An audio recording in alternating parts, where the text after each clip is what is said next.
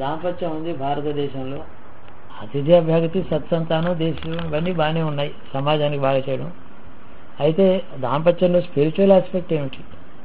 తాత్విక చింతన ఏ విధంగా తాత్వికమైనటువంటి మార్గంలో ఈ దాంపత్యం అనేటువంటి ఒక సిస్టమ్ అలా ఇందులో ప్రవేశించడానికి మార్గం ఏమిటని అలాంటి క్వశ్చన్ వేగ్గా అడిగాడు.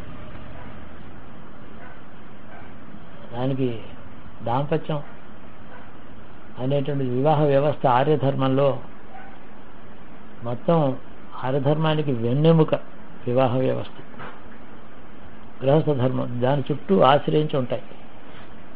స్పైనల్ కాలం చుట్టూ లింకింగ్ కనెక్టింగ్ టిష్యూ, ప్లెక్ససస్ అక్కడక్కడ, అంటే రైల్వే స్టేషన్ లాగా అన్ని రూట్స్ ఒక చోట జంక్షన్ పాయింట్ అంటాం, అలాగే ప్లెక్సస్ అనేక నరాలు అక్కడి నుంచి వెళుతూ ఉంటాయి. అక్కడి నుంచే శరీరం అంతా వ్యాపించి ఉంటుంది. కంట్రోల్స్ అన్ని నడుం దగ్గర నాకు సరిగా లేకపోతే కాలు కింద పెట్టలేను సరిగా, మొత్తం కంట్రోల్స్ అవి.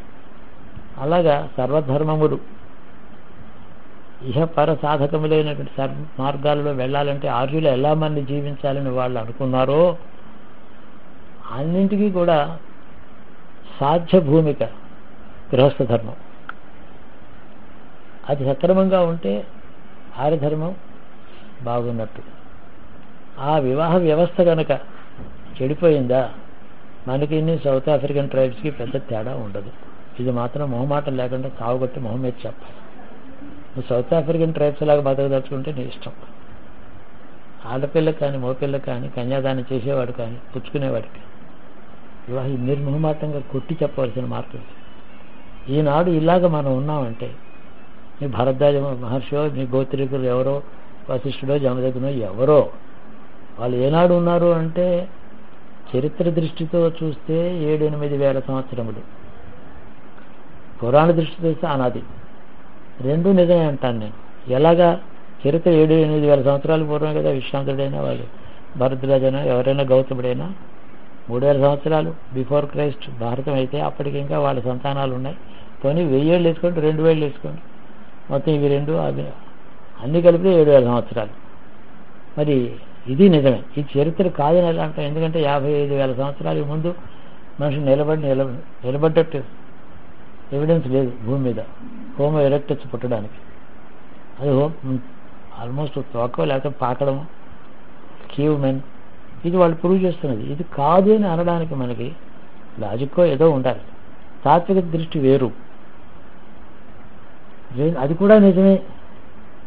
కొన్ని వేల సంవత్సరాలు లక్షలాది సంవత్సరాలు అని అంటే ఎందుకంటే 7-8 వేల సంవత్సరాలు ఆ మహర్షులు ఋషులు వాళ్ళ ఆ స్థితిలో పెరగడానికి 2-3 వేల సంవత్సరాలు అవుతుంది. ఆ స్థితి ఒక్కరోజు గబుక్కుని మహర్షులు ఉండరు కదా. మానవ జాతి కొన్ని తరాల్లో పెరిగి ఆధ్యాత్మిక సంపదను సంపాదించుకొని తాత్విక దృష్టిలో పెరగడానికి 2-3 వేలు. మరి ప్రారంభం ఎక్కడి నుంచి? అది పూర్వయుగంలో ఉండేటటువంటి భావన బీజం, సంస్కార బీజం, పంచభౌతికమైన వస్తువు కాదు. ఆ బీజం మనుషులో ప్రవేశించినప్పుడే ఆర్షధర్మం యొక్క ప్రాదుర్భావం. అది తాత్వికం, బయట నుంచి వచ్చేటటువంటి. అందుకనే తపస్సులో బ్రహ్మదేవుడి దగ్గర నుంచి ఆయనకు వాళ్ళకి వేదాలు వచ్చాయన్నారు. చూడండి, బ్రహ్మదేవుడు అంటే ఎక్కడ అంటే ఏమిటి? ఆ జీవుల పూర్వ సంస్కారం కానీ సమీపంగా ఉండే ఇతర లోకముల దగ్గర నుంచి ఊర్ధ్వలోకములు ఉత్తమ లోకాల నుంచి వచ్చేటువంటి సంస్కారాలు కానీ ఆ సిగ్నల్స్ వాళ్ళని రిసీవ్ చేసుకోవడం, అది వాళ్ళు చేరాయి. దానివల్ల వాళ్ళకి అంటే ఒకనాడు లోకములు ఇప్పుడున్నంత దూరంలో లేవు, విసిరేసినట్టు రోజు క్షణం కొన్ని వేల మైళ్ళు దూరం అయిపోతున్నాయి, లక్షల మైళ్ళు. ఈ గ్రహాలు సమీపంలో ఉన్న కాలం అలాగే ఈ బ్రహ్మాండంలో బయట పైన ఉండేటటువంటి రీజన్స్, లోకాలంటే స్పేస్లో రీజన్సే కానీ అక్కడ పెద్ద రైల్వే స్టేషన్ అందులో దిగి కార్లు ఎక్క లోపలికి వెళ్ళడం అలా ఉండవు. ఇట్టి స్పేషల్ రీజన్స్, ఒక్కొక్క స్పేస్లో ఒక విశేషమైన తేజస్సు నిండి ఉంటుంది. ఈ జీవుడు ఆ తేజస్సు ఉన్నటువంటి ఆ స్పేస్లో ప్రవేశించగానే వాడికి సుఖము అనుభవము, వాడి ఆనంద స్థితి వెళ్ళిపోతుంది, పైకి వెళ్ళిపోతుంది. కిందకు వచ్చిన కొద్దీ పంచభూతములతో కూడుకున్నటువంటి భౌతిక స్థితి ఇది. భౌతిక స్థితి అనగానే నశ్వర స్థితి, నశించే వస్తువు శరీరం. ఇక్కడ నశించేటటువంటి 100 ఏళ్లే చాలా గొప్ప ఆయుర్దాయం అనుకునేటటువంటి అల్పత్వం కలిగిన జీవుడికి సుఖం యొక్క వాడి స్కేల్ వేరు, చిన్నది. వాడికి డబ్బిస్తే చాలా ఆనందపడతాడు. ఎందుకు తెలియదు అంటే అల్పత్వం శరీరంలో ఉంది. ఈ శరీరంలో బంధించబడ్డాడు వాడు జీవుడు. గుప్పెడు అన్నం తినకపోతే నీరసం, గుప్పెడు అన్నం ఎక్కువ తింటే ఆయాసం, అన్ని విధాలా అల్పుడే వీడు. ఈ మనిషి అల్పత్వం, అత్యల్పమైనటువంటి భౌతిక స్థితిలో వీడు ఇంప్రిజెంట్గా ఉన్నాడు. కాబట్టి వాడి స్థితి దాన్ని బట్టే కండిషన్డ్ స్టేట్ ఆఫ్ ది జీవాత్మ, because of his staying, being incarcerated, being jailed in a fragile body, the longest and the healthiest possible existence is 100 years, 1 century. Before that, any time we can go, any disease, any disorder, any mental disorder, physical disorder, ఎప్పుడైనా పోవచ్చు. వాడు పుట్టిన గంటకి పోవచ్చు, పోయిన తర్వాత పుట్టచ్చు. ఇంత అల్పమైనటువంటి భౌతిక స్థితిలో వీడి బుద్ధి, వీడి మనస్సు, చిత్తం ఇలా ఉండడం సహం. దీనికి ఆ తేజోమయమైనటువంటి ఆ స్పేసెస్ ఉన్నాయో లోకములని దానికి మనం పెట్టుకున్నాం. ఆ స్థితి అనూహ్యం వీడికి. ఊహించదగినప్పుడు ఊహించి సాధన మార్గాలు చేశారు. ఊహించడానికి కారణం ఆ సాధన మార్గంలో ఆ కాలంలో వాడు మన సామాన్యులు కూడా ప్రవహించడం ఏమిటంటే, ఏ గురువులు వీరికి మార్గం చెప్తున్నారో వాళ్ళ ప్రత్యక్ష అనుభవాలు వాళ్ళకి, ఊర్ధ్వలోకములకి అనుభవం ప్రత్యక్షం వాళ్ళకి. అది తెలిసిన వారు కాబట్టి అల్పజీవులకి మార్గం ఉపదేశించి ఇలా వెళ్ళమని చెప్పిన కాలం అది. ఇది మన చరిత్ర. తాత్విక జీవనం అంటే పుట్టింది మోక్షం కోసమే పుట్టానంటే పుట్టలేదు. ఎందుకు పుట్టాను? జీవన ప్రమాణాలు ఏమిటి? ఎలా జీవిస్తున్నాను నేను? ఏం తినాలి? ఏం కట్టుకోవాలి? స్త్రీ పురుషుల సంబంధం ఎలా ఉండాలి? స్త్రీ పురుషుల సంబంధం స్త్రీలు పురుషులుగా కాదు, దంపతులుగా కలుసుకోవాల్సిందే తప్ప ఇంకో మార్గం లేదు. అగ్నిలో దేవతల సాక్షిగా నీకు అతడు భార్య అని చెప్పిన తర్వాత మీ సహజీవనమే తప్ప, the society or the human race does not consist of men and women, but it consist of couples. స్వేచ్ఛగా ఉంటే ఆటవిక జాతి. ఆ ఆటవికులలో కూడా 10,000 సంవత్సరాలకు ముందు ఆటవికులు గుహలో బతికున్నప్పుడు కూడా ఒకళ్ళు చంపుకుంటూ తింటున్న రోజుల్లో కూడా నెమ్మదిగా వాళ్ళలో బుద్ధి, నెమ్మదిగా వికాసం ప్రారంభమైంది. బీజం ఇలా ఉండకూడదు మనం అనే జ్ఞానం వాళ్ళకి వచ్చింది. అది అనతి కాలంలో వాళ్ళు కూడా ఒక peculiar understanding of an arrangement to live together life time అప్పుడు వచ్చింది. ఆటవిక జాతిలో కూడా, జంతువులలో కూడా ఈ వ్యవస్థ ఉందని చెప్పి ఒక బయోలాజికల్ ఎక్స్ప్లెనేషన్ వచ్చింది 30 ఏళ్ల క్రితం. జంతువులు కూడా, ఒక స్త్రీ పురుష పశువులు కలిసే ఉంటాయి, కొంతకాలం మనుగడ కలిసే ఉంటాయి. పక్షులు, 2 పక్షులు, స్త్రీ పురుష పక్షులు 2 కూడా పరస్పరం ప్రేమించుకొని ఒక గూడులో పిల్లల్ని పెట్టుకుని ఆ పిల్లల్ని అవి పెంచుకుంటాయి. దానినే ఒక సిస్టమేటైజ్డ్ లైఫ్ అని అంటాం. ఈ సిస్టమ్ పక్షులకు వచ్చింది. అందుకనే వాల్మీకి మహర్షి స్త్రీ పురుషుడు 2 పక్షులు అక్కడ ఉంటే, పురుష పక్షి కింద పడిపోతే స్త్రీ పక్షి ఏడ్చింది, స్త్రీ పక్షి పడిపోతే కొంత పురుష పక్షి ఏడ్చింది. అంటే వ్యవస్థ ఉందనే కదా అర్థం. పక్షి దాంపత్యంతో మొదలుపెట్టి సీతారాముల దాంపత్యం దాకా వెళ్ళింది రామాయణం. ఆదర్శాన్ని చూపించింది. ప్రారంభంలోనే దాంపత్య ధర్మంతో ప్రారంభమైన గాథది. దుఃఖం సరే, దాంపత్యంలో దుఃఖం ఎప్పుడు వస్తుంది? Only if they belong to each other totally. By arrangement ఏదో ఫ్రీ లవ్ సొసైటీ లాగా ఇద్దరు కలిసి ఒక రూమ్లో ఉంటే ఓడిపోతే చెప్పి రెండోవాడు ఏడవరు, ఇంకోటి దొరుకుతాడు. అర్థమైంది కదా? పక్షికి కూడా దాంపత్యంలో తన మెంబర్, తన పార్ట్నర్ పోతే దుఃఖం రావడానికి కారణం ఏంటంటే వాళ్ళు ఇద్దరూ సంపూర్ణంగా ఒకళ్ళొకళ్ళు అంకితమయ్యారు. అది పక్షి స్థితి. అది రాముడు వాడు చెప్పేది ఏమిటి? ఈ విషయాన్ని అది కేవలం మమకారం అని కానీ దుఃఖం అని కానీ, దుఃఖం ఎప్పుడు కూడా నాదైన వస్తువు ఉంటేనే పోతుంది, అది పోతే వస్తుంది. సో దాంపత్యం అనేటటువంటిది రామాయణంలో పక్షి దంటతో మొదలయ్యి సీతారాముల దాకా వెళ్ళి ఆదర్శ దాంపత్యంతో అంతా కూడా చెప్పండి. ఆనాటికి వ్యవస్థ ఇది 7,000 సంవత్సరాలు కనీసం. 3 + 2 అంటే 5,000 సంవత్సరములు బిఫోర్ క్రైస్ట్. ఈ వివాహ వ్యవస్థలో ఎందుకు ఇందులో తాత్విక చింతన అంటే ఏమిటి? ఇది సమాజంలో ఏ స్త్రీ అయినా ఏ పురుషుడైనా ఎవరికి అవసరం లేదు, ఎవరెవరైనా కలిసిపోవచ్చు అని అనుకుంటే వచ్చే నష్టం ఏమిటి? ఇది ఎందుకు ఈ వ్యవస్థ చేశారు? సమాజంలో శాంతి కోసమని, భద్రత కోసమని, సిస్టమేటైజ్డ్ సోషల్ లైఫ్ కోసం చేశారా? ఇంకా ఏమైనా వాల్యూ ఉన్నాయి? సిస్టమేటైజ్డ్ సోషల్ లైఫ్ కోసమని ఏర్పడినటువంటివి పాశ్చాత్య దాంపత్య సూత్రములవి. అయినప్పటికీ కూడా ఆ బిషప్ వాళ్ళకి చెప్తాడు, నేను నా భార్యను మనసా వాచా కర్మణ ప్రేమిస్తాను, ఆవిడ ఫెయిత్ఫుల్గా ఉంటానని ఇద్దరు చేస్తారు. ఇద్దరు కూడా ఫెయిత్ఫుల్గా ఉండాలని మాత్రమే చెప్తున్నారు. కానీ ఎందుకు అని అడిగితే క్రిస్టియన్ ఏం చెప్తాడు? ఎందుకు కారణం అంటే ఆధ్యాత్మిక కారణం నేను చెప్తాను, వాళ్ళు చెప్పగలరా? దానివల్ల ఆరోగ్యమైన పిల్లలు ఉంటారు, జెనెటిక్ కోడ్స్ సరిగా ఉంటాయి, అన్నీ చివరికి చెప్పేవన్నీ మారల్ అండ్ సోషియలాజికల్ రీజన్సే చెప్తారు. మారల్ రీజన్, మారల్ అనేది ఒకటి వచ్చింది కదా, అన్ఫెయిత్ఫుల్గా ఉండకూడదు హస్బెండ్ వైఫ్కి, వైఫ్ పతిని త్రికరణ శుద్ధిగా ప్రేమించి జాగ్రత్తగా ఉండవలసిందే.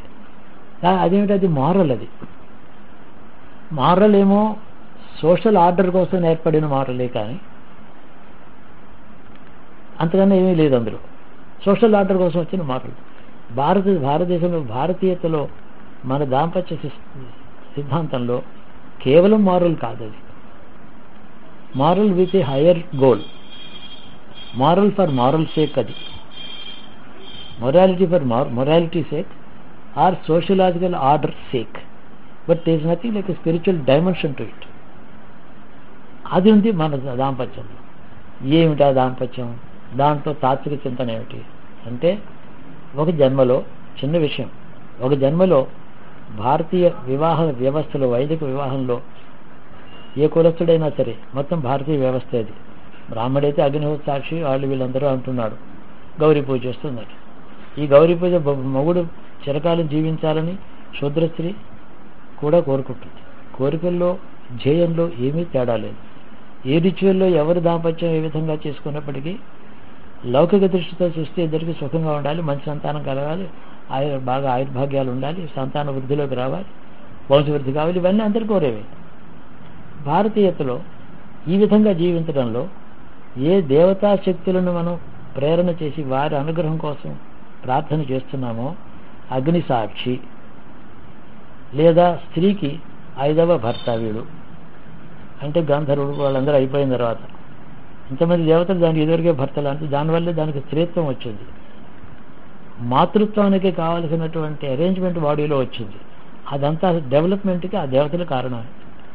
ఇప్పుడు ఆమె ఒక మనుషుడిని భర్తగా తీసుకుని అతడికి సత్సంతానాన్ని అతడికి ఇస్తుంది, ఈ స్త్రీ ఇస్తుంది అతడికి. దీనికి ముందు ఈ దేవతలని మనం ఇందులో ఆరాధన చేస్తాం. దేవతలంటే ఎవరు? మనుషులంటే ఈ జీవులు కూడా నిత్యులు, వీళ్ళకి చావు లేదు, పుట్టుక లేదు, శరీరాల్లో ప్రవహించి మళ్ళీ వచ్చేస్తున్నారు. ఇది ఈ జీవుల లక్షణం. అలాగే జీవుడు ఎప్పుడైతే అనేక జన్మలలో ఒకటిగానే ఉంటున్నాడో, దేవతలు ఎప్పుడు శరీరంలో ప్రవేశించకుండానే శాశ్వతంగా ఉన్నారు. వాళ్ళు ఈ శరీరాల్లోకి వెళ్ళడం, బయటకు రావడం అనేటువంటిది కాదు, ఇది లేకుండానే నిత్యత్వం ఉన్నవాళ్ళు. వాళ్ళ నిత్యత్వం మన భూలోకంలో మనుష్య జాతికి ఉండే ఆయుర్దాయం కంటే కూడా ఎక్కువ. మనుష్య ఆయుర్దాయం కాదు, మన పశుపక్షాదుల కంటే కూడా మనుష్య జాతికి ఎంత ఆయుర్దాయం అంత ఆయుర్దాయం ఈ దేవతలకు ఉంది. ఆ స్కేల్లో ఉంది. వాళ్ళని స్మరిస్తే మన ఇద్దరి మధ్యన ఉండేటువంటి నిత్యత్వం వాళ్ళకి తెలుసు. వాళ్ళ సహజీవనం వాళ్ళు మనలో జీవిస్తారు. వాళ్ళు ఆ దేవతలు, ఇంద్రాది దేవతలు, అగ్ని దేవతలు, వరుణుడు, వీళ్ళందరూ కూడా వాళ్ళు నిత్యులు. వాళ్ళకి పునర్జన్మ, దైహిక బాధలు, రోగాలు ఏమీ లేవు. వాళ్ళకి దేహం లేకుండానే నిత్యులై ఉన్నటువంటి దేవతలు వాళ్ళు సాక్షిగా వాళ్ళని ఆరాధన చేసి, మీ అనుమతితో, మీ ప్రసాదంతో మేము దంపతులు అవుతున్నాము ఎవరైతే వాళ్ళని అంటారో, వాళ్ళు కేవలం ప్రార్థన చేతనే అనుగ్రహించేటటువంటి స్వభావం కలిగిన వారు వాళ్ళు దేవతలు. ఎంచేతంటే వాళ్ళని సంతోషపెట్టగలిగింది, వాళ్ళకి పుష్టినివ్వగలిగిన పదార్థం మనుషుడు ఏమి ఇవ్వలేడు. కాబట్టి ప్రార్థన చేతనే అనుగ్రహించేటువంటి దేవతలు కాబట్టి వాళ్ళు ఈ దంపతులని అనుసరిస్తారు. వాళ్ళు నిత్యులు కాబట్టి ఏ రెండు జీవులని వాళ్ళు అనుసరించారో ఒక జన్మలో, వాళ్ళు సాక్షిగా ఆమోదించారో వాళ్ళ వివాహాన్ని, ఆ జీవులతో నిత్యం ఉంటారు వాళ్ళు. ఈ శరీరంలో ఉండడం కాదు, ఈ జన్మ మాత్రమే కాదు, ఈ జీవులు మళ్ళీ జన్మించి దంపతులు అవడానికి వాళ్ళు దగ్గర ఉంటారు, వాళ్ళు నిత్యులు కాబట్టి దేవతల సాక్షిగా యథావిధిగా ఎవరైతే చిత్తశుద్ధితో మనస్సు బుద్ధి చిత్తం అంతా అక్కడ పెట్టి శ్రద్ధతో భక్తితో అదొక యజ్ఞంగా దాన్ని భావించి అలా వివాహం చేసుకుంటారో ఆ దంపతులతో ఆ దేవతలు ఉంటారు. మళ్ళొక జన్మలు కూడా వాళ్ళే ఉంటారు, వీళ్ళిద్దరే కలుస్తూ ఉంటారు. తద్వారా దివ్యత్వాన్ని చేరడానికి ఆ దేవతల సహాయం ఆ జన్మలో మరొకటి జన్మలో 3 జన్మల్లో వచ్చి ఆ విధంగా వాళ్ళు ఈశ్వరుని చేరుకోవడానికి తాత్వికమైన మార్గంలో ముక్తికి వెళ్ళడానికి ఈ జన్మలే వాళ్ళు మెట్లుగా వాళ్ళకి మైల్ స్టోన్స్గా ఈ దేవతలు సహాయం చేస్తారు. అందుకని దేవతలు సాక్షిగా మనం చేస్తాం. కానీ ఈ జన్మలో మాత్రమే మాకు సంతానం బాగా ఐశ్వర్యం కావాలని మాత్రం కాలడు. ఆ మంత్రుని జాగ్రత్తగా పరిశీలించేటట్టయితే ఆ దేవతల యొక్క స్వభావం, ఆ దేవతల యొక్క తేజస్సు, ఆ దేవతల్ని స్తోత్రం చేస్తున్నటువంటి గుణగణముల యొక్క స్వభావం, ఇవన్నీ బాగా ఆలోచించేటట్టయితే ఈ జీవుల్ని ఉత్తర జన్మకు మళ్ళీ దంపతులు చేస్తారు, రుణాన్ని తీరుస్తారు, వాళ్ళు ఈ లోకానికి ఉండవలసిన రుణమును తీర్చే శక్తిని ఇస్తారు. ఊర్ధ్వలోకాలు లేదా ముక్తి వాళ్ళు చూపిస్తారు. ఎవరి అనుగ్రహం చేత మనం నిత్యం జీవిస్తున్నామని మనకి సిద్ధాంతం చేయబడిందో, భారతీయుడు మనుషుడు ప్రతి జీవుడు కూడా దేవతల అధీనమంతా సుఖదుఖాలు పొందుతున్నాడు. ఆ దేవతలేమో కామక్రోధాలు లేనివారు, వాళ్ళు ఒకరింత పక్షపాతం లేనివారు, కర్మఫలాలు ఇచ్చే శక్తులు అవి. ఆ కర్మ ఫలాలు ఇచ్చే శక్తులు వాళ్ళు నిత్యులు. కాబట్టి మనని 100 జన్మలకు పూర్వం నుంచి ఈ వరుణుడు మనం చూస్తున్నాడు, యజ్ఞ నన్ను చూస్తున్నాడు. నేను పరిణామ దశకి వెళ్లేందుకు వాళ్ళని యాచించిన నాడు నాకు పరిణామ దశలు వాళ్ళ ద్వారా వస్తాయి. ఆ అర్థంలోనే భృగు వరుణదేవుని జ్ఞానోపదేశం చేయమనడం ఇలాంటి గాథలు ఎందుకు వచ్చాయంటే, పరతత్వం యొక్క లక్షణ స్వభావం అనుభవపూర్వకంగా తెలిసిన వాళ్ళు ఈ దేవతాశక్తులు. ఆ పరతత్వం యొక్క జ్ఞానం వాళ్ళలో అనుభవపూర్వకంగా కనుక లేకపోతే కింద లోకాలలో ఉండి ఇతర జీవులకు వాళ్ళు కర్మఫల సాక్షిగా ఉండడానికి వీల్లేదు, చేయలేరు. వాళ్ళకి నిగ్రహానుగ్రహ సమర్థులు ఉండవు. నిగ్రహానుగ్రహ సమర్థులు అంటూ ఉంటాం. అంటే కోపం వస్తే అని కాదు, ఏ కర్మకి ఏ ఫలమైనా ఇవ్వగలిగిన వారు. శిక్ష అవసరమైతే శిక్ష ఇస్తారు, ఫలాలైతే సత్ఫలాలు ఇస్తారు. కానీ దాంపతులు ఎవరి సాక్షిగా మీరు భావించి ఎవరి అనుగ్రహంతో ఎవరి ఆమోదంతో వివాహం చేసుకున్నారు అనేది ప్రశ్న. కోర్టులో 2 సాక్షులు పెట్టుకుని చేసుకున్నారు. ఆ కోర్టులో సాక్షులు ఆ గంటకే సాక్షి కానీ వివాహం అయినట్టే సాక్షి కానీ ఆ సాక్షులు వీళ్ళకి ఇవ్వగలిగింది ఏమీ లేదు. రేపొద్దున వీళ్ళిద్దరు కీచులాడుకున్నారు. ఈ సాక్షులు వచ్చి ఈ సమస్య తీర్చగలరా? మీరే కదా మా వివాహానికి సాక్షులు, కోర్టులో సంతకం పెట్టారు, వాళ్ళు మేము కీచులాడుకుంటున్నాం, ఈవిడ నాకు చెప్పినట్టు వింటలేదు, నా మూడు నాకు చెప్పినట్టు వింటలేదు అంటే వాళ్ళు వచ్చి సాక్షి చేయగలరా? సాక్షి అంటే ఈవెంట్గా, తర్వాత సహజీవనానిగా.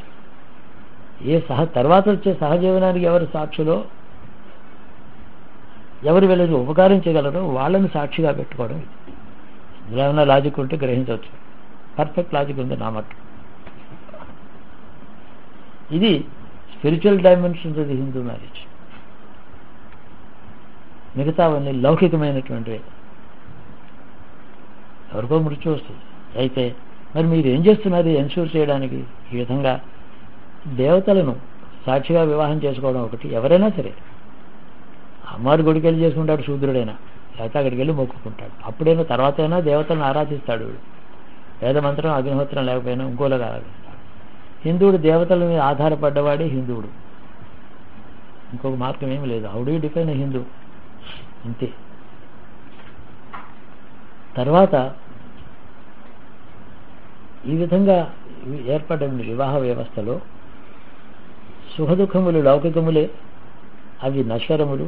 సుఖమైన దుఃఖమైన 4 రోజులు ఉండిపోయేదే, తనువులే పోతున్నాయి అని నిత్యుడైనటువంటి జీవుణ్ణి దృష్టిలో పెట్టుకొని ఆ జీవుణ్ణి రక్షించమని వివాహ లౌకిక జీవనాన్ని మాత్రమే కాదు, లౌకిక వైవాహిక శారీరక జీవన విధానంలో ఈ విషయం గుర్తుపెట్టుకుని వాళ్ళని సాక్షులుగా పెట్టుకున్నారు. వీళ్ళు జీవుల్ని ఆశ్రయించి జీవుని రక్షిస్తూ ఉంటారు ఆ అగ్నివరుణాలు. ఇది మన వివాహ వ్యవస్థ. ఇక నైతిక జీవనం అంటే మనస్సు చంచలం అవుతుంది. భర్తకి రోగం వచ్చింది, స్త్రీ యవ్వనంలో ఉంది, దాని మనసు చంచలం కావచ్చు. ఎవరు రక్షిస్తారు?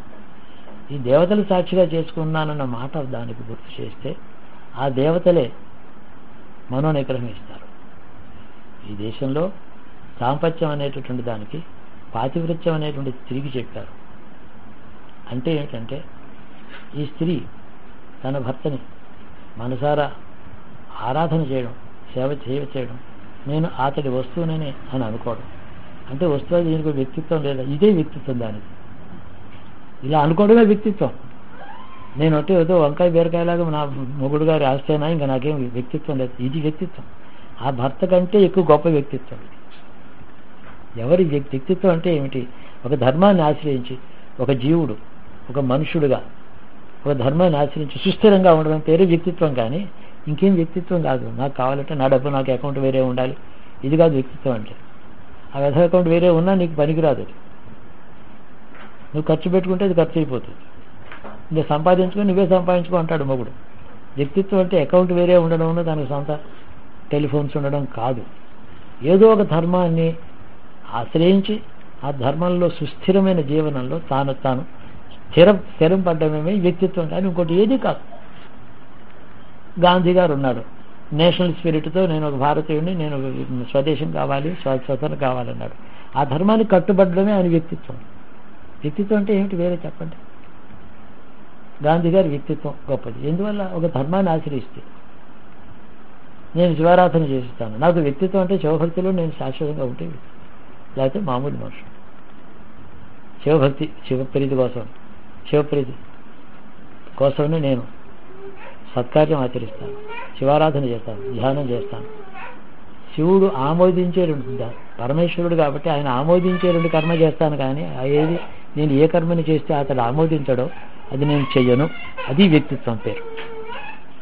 అంటే తను విధి నిషేధాలకి డూస్ అండ్ డోంట్స్ కొన్ని తను గిరిగీసుకున్న ఆ విధి నిషేధాలను పరిపాలిస్తూ ఒక ధర్మంలో సుస్థిరంగా ఉండడం పేరు ఇండివిజువాలిటీ, వ్యక్తిత్వం అంటే. మిగతాది ఏది కాదు. అంతే కదా? What you mean by individuality? కాబట్టి నాకేమీ లేదు, నాకేం అక్కర్లేదు, నేను ఊరిగా సామాన్లో నేను కూడా ఒక సామానుగా ఒక భాగం అలా అనుకుంటే అది అవమానం ఏం లేదు అందులో. అది మానం ఉంది అందులో మాన్యత ఉంది, గౌరవించదగిన గొప్ప స్థితి ఉంది. అందుకనే అలా ఉండడం చేత ఆ ధర్మంలో ఆ వ్యక్తిత్వంలో అలాగే గట్టి సుస్థిరంగా ఉండడం చేత వాళ్ళ భావాలకి వాళ్ళ వాక్కుకి అమోఘమైన శక్తి, దేవతలను సేవించే శక్తి వచ్చింది. అతివృత్తి అంటే ఒక మనుషుని సేవించడం అని కాదు, ఒక తత్వాన్ని సేవిస్తున్నాం, ఒక వ్యవస్థని, ఒక ధర్మాన్ని, ఒక సూత్రాన్ని జీవిస్తున్నాం. ఆ సూత్రాన్ని సేవిస్తున్నాను నేను. అందుకని ఆ భర్త కుష్ఠరోగి అయ్యాడు, ఆమెనా భర్త వాడు దేవత. వాడు ఇంకొక పరస్త్రీని కోరాడు, తీసుకెళ్ళి అక్కడికి పంపించింది. వాడిని తనే మోసుకెళ్ళి మరో స్త్రీకి అప్పచెప్పింది. వాడి సుఖం నాకు కావాలి. అది చెట్టు చివరి అల్టిమేట్ ఆదర్శం. జీవన విధానంలో ఎవరు అంత భయంకరమైన పరిస్థితిలో లేని వాళ్ళు ఎవరు లేరు. సుమతిలాగా పరిస్థితి ఎవరు లేడు. ఆవిడకి అనూహ్యమే ఇది. శరీరం ఉన్నవారు ఎవరికైనా దీని అనూహ్యమే. కుష్ఠరోగంలో ఉండే భర్తని సేవించడమే కష్టం. వాడు అవినీతి పాలుగా వాడు అవినీతిని మాట్లాడుతుంటే దానికి కూడా వాడి సేవను అందించడం, తన సేవ వాడికి అందించడం అనూహ్యం. అయితే అనూహ్యమైనటువంటి ఈ వ్యక్తిత్వానికి అల్టిమేట్ లిమిట్ అయిన భూలోకంలో అల్టిమేట్ లిమిట్ అయినటువంటి ఈ వ్యక్తిత్వానికి సూర్యోదయం ఆపగలిగినంత శక్తి వచ్చిందని పురాణం చెప్తారు. కాబట్టి వ్యక్తిత్వం అంటే శక్తి, అపారమైన తపోబలం, యోగబలం, శక్తి వస్తుంది. ఆ వ్యక్తిత్వం కోసం ఎవడైతే ప్రయత్నం చేస్తాడో అతడు ఆర్యుడు. హిందువుడై 4 జన్మలైనా ఎప్పుడో ఇటువంటి ఆర్యత్వాన్ని పొందాలి. అందుకని నేను ఏదో పాటల ఆర్యత్వం ఆర్జన యోగ్యం అని రాశారు. అంతేగాని జన్మసిద్ధంగా వచ్చిందని అనుకోకూడదు. కష్టపడి ధనం సంపాదించడానికి కష్టపడుతున్నప్పుడు శాశ్వతమైన నిత్యమైనటువంటి ఈశ్వరుడి దాకా మళ్ళీ వెళ్ళగలిగిన సోపాన పంక్తులు 10,000 రూపాయలకి వెళ్ళగలిగిన ఆర్యత్వం సంపాదించడం మనకు కష్టం. అందుకోసమని నిత్య జీవితంలో చాపల్యం ఉంటుంది మనుషుడికి. చాపల్యం, చపలత్వం, టెంప్టేషన్స్, సిల్లీ టెంప్టేషన్స్, ఇవన్నీ కూడా పరిహరించబడ్డాయి. They have been totally thrown out in this principled life of a couple. ఈ వివాహ వ్యవస్థలో అన్ని విధములైనటువంటి అల్పభావాలు, చపలత్వం అంటే చాలా అల్పమైంది, అవి పోయినాయి. Total they have been eliminated. So the sanctity of wedlock in the Aryan system is going to raise the status of the Jivatma, accompanied by the permanent forces that are governing the universe. They are called Devatas. వాళ్ళ నిజమాచులో వాళ్ళ కేర్లో ఉండి ముందుకు సాగిపోతారు. ఇది don't take it as a marriage అని, wedlock అని, wedding అని, ఇవన్నీ ఎన్ని పేర్లనే చేస్తారు. వివాహం అంటే ఎన్నో రకాల వివాహాలు ఉన్నాయి. గాంధర్వ వివాహం అన్నారు. గాంధర్వ వివాహం చేసుకున్న, కన్యాదానం వెళ్ళి ముందర మాట్లాడుకుని చేసిన వివాహం అయిన తర్వాత మాత్రం దాని వాల్యూ ఇంత. ఎవరెవరితో లేచిపోయింది అనుకోండి, అంటే ఈలోపు అంటే చెడ్డ మాట చెప్పు. రుక్మిణిని కృష్ణుడు ఎత్తుకొచ్చేసి వెళ్ళి చేసుకున్నాడు. దాంపత్యం యొక్క విలువలు తగ్గింది కాదు అది. ఏనకైన ఉపాయన, ఏ ఉపాయంతో వివాహం చేసుకున్నప్పటికీ వివాహం తర్వాత మాత్రం ఇంతే స్థితి. అదే వాళ్ళు శాశ్వతంగా దేవతలు, వాళ్ళు దివ్యశక్తులతో మనుష్య జీవనం జీవించారు. వాళ్ళని దానికి ఆదర్శంగా చెప్తున్నారు. ఏంటంటే అరుంధతికి వెళ్ళి దండం పెట్టింది మా దంపతుల పూజలో ఆచరిద్దాం. చేతేమో బొట్టు ఇలా గట్టిగా పెడితే చాలా మోటు వేలు, ఆవిడ రక్తం వచ్చింది. అంత నాజుకు ఆవిడ, ఈవిడ ఇంత నాజుకు. ఏడా శివుడి విల్లు ఇలా ఎత్తింది కదా, మరి ఎంత మోటై ఉంటుంది. రూపమేమో సన్నగా నాజుగా కనపడుతుంది, కానీ అది కాదు. అక్కడ ఏదో భయంకర బ్రహ్మరాక్షలాగా అంత శక్తి లోపల శరీరంలో ఉంది. ఆవిడికి కోపం వచ్చింది. నేను ఇంత మోటుగా పెట్టావు, నాకు బొట్టు పెడితే నాజుగా పెట్టాలి కదా అని ఆవిడ క్రోధం రావడం చేత 1 ఏడాది వియోగం వచ్చింది భర్త. కోపం అంటే అంతే కదా వచ్చింది, కానీ చెప్పించింది అంటే కాదు. ఇది మన వ్యవస్థ. అయితే దానికి మీరు ఏ విధమైనటువంటి దోహద క్రియలు చేస్తున్నారు? అలాంటి దాంపత్యం ఏర్పడడానికి గోత్రాలు చూసుకుంటున్నారు, ఋషులు చూసుకుంటున్నారు, ఈ ఋషి ఆ ఋషి కలవకూడదంటున్నారు, అంతా బాగానే ఉంది. అయ్యా తర్వాత మేము జాతకాలు చూస్తాం. నేనే జాతకాలు చూడడం కంటే కౌన్సిలింగ్ చాలా మంచిదని అనేక మాటలు నేను ప్రవచించాను.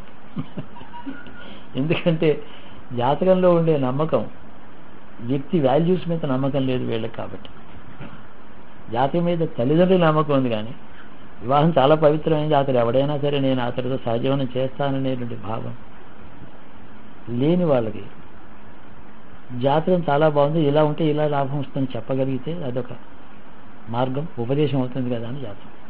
ఇంకేమన్నా ఉందా జాతకాలు చూడడంలో? వేరే పరమార్థం ఏమన్నా ఉందా? అష్టమం మాంగళ్య స్థానం, కలతర స్థానం సప్తమం, ఈ జాతకం పంచమం, 6 గ్రహాల యొక్క మైత్రి, ఇవన్నీ అంటున్నాం. ఇందులో కూడా మళ్ళీ మొట్టమొదటి ఏ దేవతల సాక్షితో వివాహం మీరు నిర్మాణం చేసుకున్నారో ఆ దేవతలే presiding deities over these planets. సరే, ఈ గ్రహములకి అధిదేవతలు ఉన్నారు. ఈ 2 గ్రహాలు మైత్రి లేవు, శత్రుగ్రహాలు. ఈ 2 గ్రహాలు మిత్రగ్రహాలు. ఈ లగ్నాధిపతులు మిత్రగ్రహాలు అని చెప్పడంలో ఏ దేవతల యొక్క కాంబినేషన్ వల్ల వీళ్ళు సుఖపడతారో దాంపత్యంలో ఆ దేవతలు వీటికి ప్రిసైడింగ్ డైటీస్. ఈ గ్రహాల మీద యాజమాన్యం అన్న గ్రహాలు అవి దేవతలు. గ్రహం అంటే పెద్ద మట్టి ముద్ద గెరగర తిరుగుతోందని కాదు మన ఉద్దేశం. ప్లానెట్ అంటే అర్థం ఏమిటంటే వాండరర్ అని అర్థం. Something that keeps wandering all the time endlessly is called planet. ఆ మాటకు అర్థం అది కాదు. శుక్రుడు అంటే అది వేరు, బృహస్పతి అంటే వేరు. దేవతల పేర్లు వీటికి పెట్టారు. వీటి మీద ప్రిసైడింగ్ అధిదేవత అన్నారు, ప్రతిధి దేవత అంటున్నారు. ఏ నక్షత్రంలో నక్షత్రానికి ఒక దేవతని పెట్టారు. సృష్టి అంతా దేవతా శక్తుల చేత వ్యవస్థ చేయబడి గమనంలో ఉంది. అది గమనశీలంగా ఉంది, ఒక సూత్రానికి కట్టుబడి గమన స్థితిలో ఉంది. కానీ ర్యాండమ్గా అడ్డంగా మన ట్రాఫిక్లో అలాగే తిరగటం లేదు. గ్రహాలు అన్ని రూల్సే వాటికి. ఎన్ని గంటకి ప్రవహించాలి, ఈ రాశిని వదిలిపెట్టి మళ్ళీ అలా వెళ్ళాలి, మళ్ళీ ఆవృతం పూర్తి కావాలని చెప్పి నిర్ణయం ప్రకారమే జరుగుతున్నాయి. కానీ గ్రహాలు ఈశ్వర నిర్ణయం, సృష్టికర్త యొక్క నిర్ణయం ప్రకారం ఆ దేవతలు, సృష్టికర్త అనుభవం వాడి ఏమిటో, వాడి ఉద్దేశం ఏమిటో వీటికి తెలుసు. ఈ దేవతలు తెలుసు. ఈ దేవతలు ఈ గ్రహాల మీద అధివాసం చేసి ఉన్నారు. వాటి ఈ ఫలాలు ఆ దేవతా శక్తుల్లోంచి వస్తున్నాయి. అయితే శుక్రుడు కళత్రకారుడు ఎందుకు కావాలి? ఏమి శని కావచ్చు కదా, లేడు. ఈ నిర్ణయం అయింది, ఇది ఒక సూత్రం అది. కాబట్టి ఆ దేవతాశక్తులను, ఏ దేవతాశక్తులను వివాహ సమయంలో ఆరాధించి అనుగ్రహం పొందుతున్నామో గ్రహాల మీద కూడా ఆ దేవతలో ఉండడం చేత ఆనుకూల్యత ఉందా లేదా? ఈ దేవతాశక్తి యముడు ఓ దేవతాశక్తి, యముడు ఇంకో దేవతాశక్తి ఎవడో శని మీద అంటే వాడు మళ్ళీ ధర్మదేవత, శిక్షించేవాడు ధర్మదేవత. శని అంటే భయం, అంటే అధర్మాన్ని శిక్షిస్తాడు కాబట్టి భయం. దొంగతనం చేసేవాడి పోలీసు అంటే కదా భయం ఉంటుంది. కాబట్టి శిక్షిస్తాడు, కాబట్టి అధర్మాన్ని శిక్షిస్తాడు. మన మీద కక్ష తీర్చుకోడు వాడు, మనకేం కక్ష వాడు మన మీద. ఆ శని ఈ శుక్రుడు మిత్రులు ఆ దేవతలు ఈ దేవతలు కలిస్తే వీడి దాంపత్యం ఎలా ఉంటుంది అంటే, మౌలికంగా రెండు జీవుల యొక్క సహజీవనం, ఇద్దరు స్త్రీ పురుష సహజీవనం, ఏ దేవతాశక్తులు వాళ్ళని పుట్టించారో అనుభవాలు దశల రూపంలో వాడికి అనుభవాలు ఇస్తున్నారో వాళ్ళ మైత్రిని బట్టి ఈ జీవుల మైత్రి ఉంటుంది. ఆ దేవతల యొక్క మైత్రిని బట్టి, గ్రహాల మైత్రి అంటే దేవతల మైత్రి. ఆయుర్దాయం ఇచ్చేవాడేదో బృహస్పతి అనుకోండి, ఆ జాతకాన్ని తీసుకునేవాడు శని. రెండు ఉన్నాయి, వాళ్ళలో వైవిధ్యం ఉంది. లోక పరిపాలనలో రకరకాల శక్తులు, శిక్ష, రక్ష, వృద్ధి, క్షయం, శాంతి, అశాంతి, ఈ విధంగా ఈ వెన్ని శక్తులు కలిసి ప్రభుత్వం ఎలా నడుస్తుందో అలాగే. బాగా చదువుకుంటే స్కాలర్షిప్స్ ఉంది ఈ ప్రభుత్వం, చదువుకపోతే ఫెయిల్ చేస్తుంది. బాగా క్వాలిఫికేషన్స్, తెలివి ఉంటే మంచి ఉద్యోగం ఇస్తుంది. అందులో కరప్షన్ ఉంటే డిస్మిస్ చేస్తుంది. అన్ని డిపార్ట్మెంట్స్ ఉన్నాయి కదా. ప్రపంచాన్ని పరిపాలించే నవగ్రహంలో ఇవి ఉన్నాయి. వాటి ఆనుకూల్యత ఆ దేవతాశక్తులు, ఏ దేవతలని మనం నమ్ముకుని వివాహ వ్యవస్థ నిర్మాణం చేసుకున్నాము ఆ దేవతలు వీటి మీద ఉన్నారు. కాబట్టి గ్రహాలు ఏం చెప్తున్నాయని చూస్తాం. అంటే వాటి వెనకాల జాతకం చూడడంలో కూడా అల్టిమేట్గా ఈశ్వరాంశలైనటువంటి లోక పరిపాలకులైన దేవతలను దృష్టి పెట్టుకున్నాము. ఇది మా చేతని దింతే కదా. మాకేదో జాతకం చూస్తాం, దశలు చూస్తాం, సంతానం చూస్తాం, అనుకూల నక్షత్రాలు చూస్తాం. ఇది మన వివాహ వ్యవస్థ.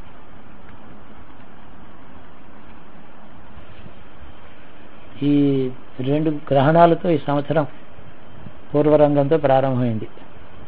మొదటి గ్రహణం, మొన్నటి గ్రహణం మనకు కనపడలేదు కానీ అయింది. నెలలో కొన్ని లాటిట్యూడ్స్లో అయింది, కొన్ని లాంగిట్యూడ్స్లో బాగా కనిపించింది.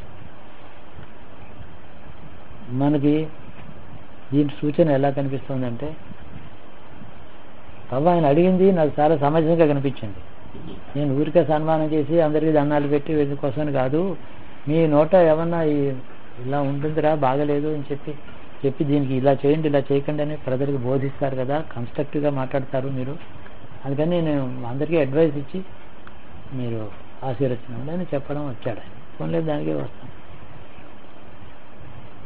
గత 1.5 సంవత్సరాల పైన 2 సంవత్సరాలు దాదాపు నేను కర్కాటకంలో ఉండడం. పోయిన ఏడాది 9-10 నెలల నుంచి రాహుకేతులు ఉండడం. మీన కన్యల్లో, తులలో బృహస్పతి ముందు వెనకాడుతూ ఉన్నాడు ఆయన. వక్రంగా అవ్వాలి. ఇదే ప్రధానమైన గ్రహ కూటం, రాహుకేతులు, గురుశనుడు. ఇవి ఇప్పుడు ఉన్నటువంటి ఇంతకు ముందు జరిగినటువంటి సంవత్సరంలో ఎక్కడున్నాయో ఈ కొత్త సంవత్సరంలో కూడా అక్కడే ఉండబోతున్నాయి కదా. 7-8 నెలలైనా ఉంటాయి కదా, 9 నెలలు అంటే సంవత్సరంలో నియర్లీ 2/3 పైకి అక్కడే ఉంటాయి. ప్రకృతి 2 రకాలు. మనిషికి శరీరం బయట ఉన్నటువంటి పంచభూతములు, మనిషి లోపల ఉండేటటువంటి ప్రకృతి. ఈ 2 కలిసి సుఖ దుఃఖాలు ఇస్తాయి. నా లోపల ప్రకృతి ఉంది, బయట ప్రకృతి ఉంది. అది నేచర్, ఇది నేచరే. నా నేచర్ ఏమో నా యాక్షన్స్కి కారణం. నేను అనుభవాలకి, నాలో సుఖం దుఃఖం మొదలైన అనుభవాలకి కర్త భోక్త నా లోపల వెళ్ళి నేచర్. బయట అది ఏ వస్తువుని కానీ, ఏ జంతువుని కానీ, ఏ వ్యక్తిని కానీ చూడదు. బయట ప్రకృతి జీవుడు ఉన్నాడా ఉంటాడా, వాడికి క్షేమమా అక్షేమమా దాంతో సంబంధం లేదు. కానీ జీవకోటి అంటే మనుషులే, ముఖ్యంగా జీవకోటి మనుషులు అందరిలోనూ ఉండేటువంటి అంతర్గతమైన ప్రకృతి ఎలా ఉందో ఆ విధంగా అది వీళ్ళని రక్షించడం శిక్షించడం చేస్తుంది. ఈ రెండింటికి సంబంధం ఉంది కాబట్టే పుణ్యం చేయి, భగవన్నామం చేసుకో, ఆరాధన చేసుకో, శివారాధన చేసుకో, దానం చేయి, ధర్మం చేయి, పేదలకి వాళ్ళకి నువ్వు దయతో ఇచ్చేసి దయని నేర్చుకో, ఇతర సుఖాన్ని నీ సుఖంగా భావించి, ఇతర దుఃఖాన్ని నీ దుఃఖంగా భావించి వాళ్ళకి సహాయం చేయి. ఇవన్నీ ఎందుకు చేస్తున్నారంటే నాలో ఉండేటువంటి ప్రకృతి మొత్తం మానవ జాతి యొక్క బాహ్య ప్రకృతి యొక్క శుభాశుభములకు కారణం అవుతుంది. కాబట్టి ప్రకృతి అంతా బాగుండాలంటే మనుషులందరూ లోపల గుణం బాగుండడం అని అర్థం. గత కొన్ని సంవత్సరాల నుంచి మనం చూస్తున్న చరిత్ర, మనుషుడు రాక్షసత్వం అంధకారంలో తిరుగుతున్నాడు, ఆసురి సంపత్తి పెరిగింది. ఏదో అమెరికాలో 9/11 అయినా, ఆఫ్ఘనిస్తాన్ అయినా, లేకపోతే ఇరాన్ ఇరాక్ అయినా జరుగుతున్నదంతా కూడా హింస తప్ప మరొకటి లేదు. ఈ హింస ధర్మాన్ని ద్వేషిస్తుంది, దయాహీనంగా ఉంటుంది, ధర్మ ప్రవృత్తికి అసహించుకుంటుంది. ధర్మం అంటే ఏమీ లేదు, ఇది అప్రోప్రియేట్, ఆకలిగా ఉన్నాడు వాడు వచ్చాడు వాడికి ఇంత అన్నం పెట్టి పంపించు అని మనం పాపం అయ్యో అంటాం. ఎందుకు పెట్టాలి, వాడు కష్టపడి పనిచేయాలి, లేకపోతే వాడిని చంపేయాలి. కవులు రాశారు, వయస్సు మళ్ళీ ఎముకలు కూడిన వృద్ధులారా చావండి అని. వాళ్ళు ఎందుకు పనికిరారట సమాజానికి. వీడు పనికొచ్చిన నాళ్ళు వీడు బతకాలి, తర్వాత మరి వీడు కూడా అలా చావడానికి సిద్ధంగా ఉంటే అదొక వ్యవస్థ అవుతుంది. ఈ పాట పాడినవాడు ఉన్నాడే, 10 ఏళ్ల తర్వాత నువ్వు కూడా అలాగే ఉంటావు కదా, నేను అప్పుడు తప్పొచ్చా, నేను ఎప్పుడు తమ్మంటావు చెప్పు అని రాసి అడే మాట్లాడి. ఇది వ్యథ ప్రవృత్తి ఏమిటి, మనుషుడికి ఎలా వచ్చింది అసలు ఈ దుఃఖం? మనం ఏమంటామంటే కాలు లేనివాళ్ళు, కళ్ళు లేనివాళ్ళు, తాతలు ముత్తాతలు, పెద్దవాళ్ళు, వృద్ధులు, స్త్రీలు, వృద్ధులు, బాలలు, వాళ్ళని రక్షించడం తప్ప నీకు ఒక కర్తవ్యం లేదన్నారు. స్త్రీ బాల వృద్ధులు, రోగగ్రస్తులు, వాళ్ళని రక్షించడమే నీ జీవితానికి సార్థక్యం అని చెప్తుంది అది. అయితే ఏమి ఎందుకు పనికిరాని ఇప్పుడు చైల్డ్ ఉంది, దాన్ని అది ఎవరికి ఎందుకు పనికిరాదు, ఏం చేస్తావు? నీ మమకారం చేత కదా పెంచుకుంటున్నావు. అయితే నీ ఇంటికి మాత్రం బాగుండాలి, నువ్వు మాత్రం ఆహుతి కాకూడదు, మిగతా వాళ్ళందరూ పోవాలి. ఈ ఆసురి సంపత్తి ఈ విధంగా ఒక శతాబ్దం నుంచి వస్తుంది. గట్టిగా ఆలోచిస్తే 1900 నేను చిన్న మైల్ స్టోన్ ఈ మధ్య నేను చెప్పాను, గురుశనుడు కలవడం అని. అంత సులభంగా కలవరు వాళ్ళు. 20 ఏళ్ళకు ఒక చోట కలిస్తే కలవచ్చు, 12 ఏళ్ళకి వీడు, 30 ఏళ్ళకి వాడు, ఇద్దరు తిరుగుతున్నా కలవటం లేదు. ఒక మైల్ స్టోన్ అది. ఆ రోజు నుంచి ఈరోజు ఇంకా రాబోయే 2020 వరకు ఒకే కథ ఒకే డైరెక్షన్లో కన్సిస్టెంట్గా ముందుకు పెడుతోంది. ఎప్పటికప్పుడు ర్యాండమ్ హ్యాపెనింగ్స్ లేవు, ఒక స్కీమ్ ప్రకారమే పెడుతుంది. లేకపోతే సంవత్సరం ఏదో కొత్త ఫలాలు చెప్పడం అంటే మొత్తం ఏం కథ ఎక్కడ జరుగుతుందో అందులో ఇది చిన్న ఒక పేజీ. ఈ సంవత్సరం పేజీ చూసి పుస్తకం, గ్రంథం యొక్క స్వరూపం తెలిస్తే ఏ పేజీలో ఏదున్నా అది ఎక్కడ ఇముడుతుందో గ్రహిస్తాడు. అదేమిటంటే కొన్ని వేల సంవత్సరాల నుంచి సుస్థిరంగా అందరూ యాక్సెప్ట్ చేసినటువంటి ధర్మములు, వాళ్ళు ధర్మజ్ఞానంతో ధర్మాన్ని యాక్సెప్ట్ చేశారు. మనం ఆర్షధర్మం తీసుకుందాం, ఇది ధర్మం అని చెప్పి దానికి లోబడిపోయి జీవించారు. అన్ని యుగాల్లో కూడా, ఈ యుగంలో కూడా మొన్నమొన్నటి దాకా, నిన్నమొన్నటి దాకా 1900 సంవత్సరం, 1905 సంవత్సరం వరకు, 1920 దాకా కూడా పరమ ధార్మికులైనటువంటి వ్యక్తులు లక్షలు ఉన్నారు ఈ దేశంలో. ఆ వ్యవస్థలోనే డిసిప్లిన్తో ఎలాంటి స్వార్థము, దురహంకారం, రాక్షసత్వం, ఆసురి సంపత్తి లేకుండా జీవించిన వాళ్ళు ఒకళ్ళు కాదు, కోట్లు ఉన్నారు, లక్షలు ఉన్నారు. సామాన్య ప్రజలు ఎన్నడూ నేరం చేయలేదు, పరమధార్మికులు కాదు, సామాన్య ధర్మం జీవిస్తున్నారు. పాపభీతి, తర్వాత పుణ్యవాంఛ, ఇవన్నీ కూడా పుణ్యం చేద్దాం, నాకు పిల్లలు ఉన్నారు 4, వీళ్ళు బాగుండాలి కదా, అందుకని ఎవరికో ఇంత దానం చేస్తాను. ధర్మం, దానం, ధర్మాలు వాటి వల్ల సత్యం, మంచి వ్రత నిబద్ధమైనటువంటి జీవనం జీవించడం చేత సుఖాలు వస్తాయని, సుఖాలు కోరుతూ కూడా ధర్మంలోంచి సుఖాల కోసం ప్రయత్నం చేశారు వీళ్ళు. ధర్మం అవసరం లేదు, సుఖమే మేము సంపాదిస్తామని అక్కడి నుంచి ఈ స్థితికి వచ్చారు. సుఖం ఆనాడు 200 సంవత్సరాలు కూడా పూర్వం కూడా సత్సంతానం కావాలి, పిల్లలు ఉంటే మంచి అందమైన మూడు దానికి రావాలి, బాగా పెళ్ళవాలి, పిల్లలు కోరుకో. ఈ కోరికలకు ఏమీ తేడా లేదు. రాముడి కాలంలో కోరిన ఇప్పుడు మనం కోరుతున్నాం. ఆనాడు ధర్మ మార్గంలో దేవతలను సంతోషపెట్టి సత్కర్మలోంచి సత్ఫలాలు పొందినటువంటి కాలం మొన్నటి దాకా ఉండొచ్చు. ఇప్పుడు మార్గం దౌర్జన్యమే తప్ప, దుర్జనత్వమే తప్ప ఇంకోట్లేదు. ఆ కోరికలు ఈ కోరికలు ఒకటే, కానీ వీళ్ళ మార్గం వేరు, వాళ్ళ మార్గం. కష్టార్జితం, పొద్దున్న చెమట ఉడిచి పొలం దున్ని లేకపోతే చిన్న నౌకరీ చేసి 10 రూపాయలు సంపాదించి జాగ్రత్త పెట్టుకుని దాంతో పిల్లల్ని పోషించిన వాళ్ళు ఆరు. అలా అవసరం లేదు. బ్యాంకులో డబ్బు ఉంది, డబ్బు ఉన్నవాడి దగ్గర డబ్బు ఉంది, దోచుకో. ఈ దోపిడీ దొంగ ఎక్కడో చాలా నీచుడు, దుష్టుడు ఎక్కడో ఒకడు ఉండేవాడు. ఎక్కడో ఒక చోట నీచుడు, దుష్టుడు, స్వార్థపరుడు ఆ కాలంలో కూడా ఉన్నాడు. కానీ వాడు వేరు. 10,000 మందికి 10 మంది నీచుడు దుర్మార్గులు కూడా తక్కువ, అంతకన్నా లేరు. ఇప్పుడు 100కి 90 మంది ఆ మార్గంలో వెళ్ళిపోయే మార్గంలోకి వచ్చేసారు. దీనివల్ల ఏమవుతుందంటే అశక్తుడు కాబట్టి చేయటం లేదు, శక్తి ఉంటే ఎలాగ దుర్మార్గాలను కంట్రోల్. కానీ ఇప్పుడు ఏమిటంటే పూర్వధర్మం ఒక మూలకి వెళ్ళి దాక్కుని ఈ మెయిన్ ట్రాఫిక్ అడ్డు రాకుండా చెట్టు కింద దాక్కుని ఉంది, ట్రాఫిక్ అంతా ఆ ధర్మంలో వెళ్ళిపోతుంది. ఈ స్థితి వచ్చింది. ఇది 120 years ఒక కథ. ఇది ఒక పెద్ద చాప్టర్ మానవ జీవితం. మనుష్య జాతి యొక్క చరిత్రలోనే ఇది ఒక సిగ్నిఫికెంట్ చాప్టర్.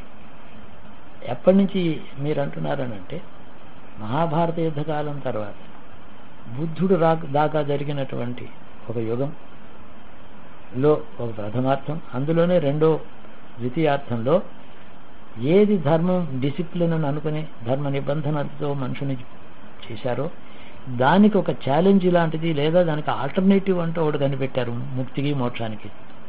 వేదంతో సంబంధం లేకుండా స్మృతులు శృతులు ఏమి లేదు.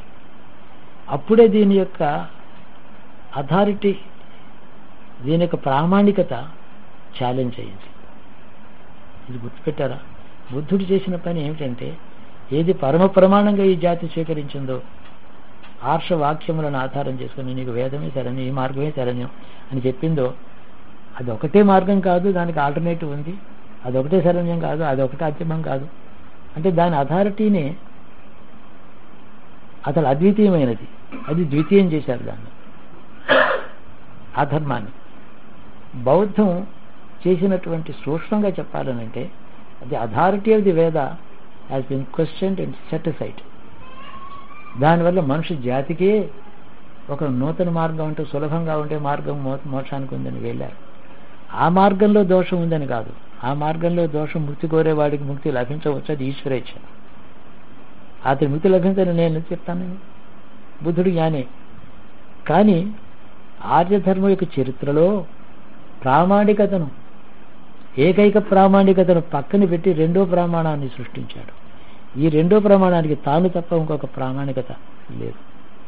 దీనికి కర్తృత్వం తనదే, కానీ ప్రామాణికత ఉన్నటువంటి వేద ధర్మంలోంచి రాలేదు. అది ఇది అక్కడ జరిగిన విషయం. కాబట్టి ఇప్పుడు కూడా అథారిటీ ఒకటి ఉంటుంది. దేశంలో ఒక లా ఉంది.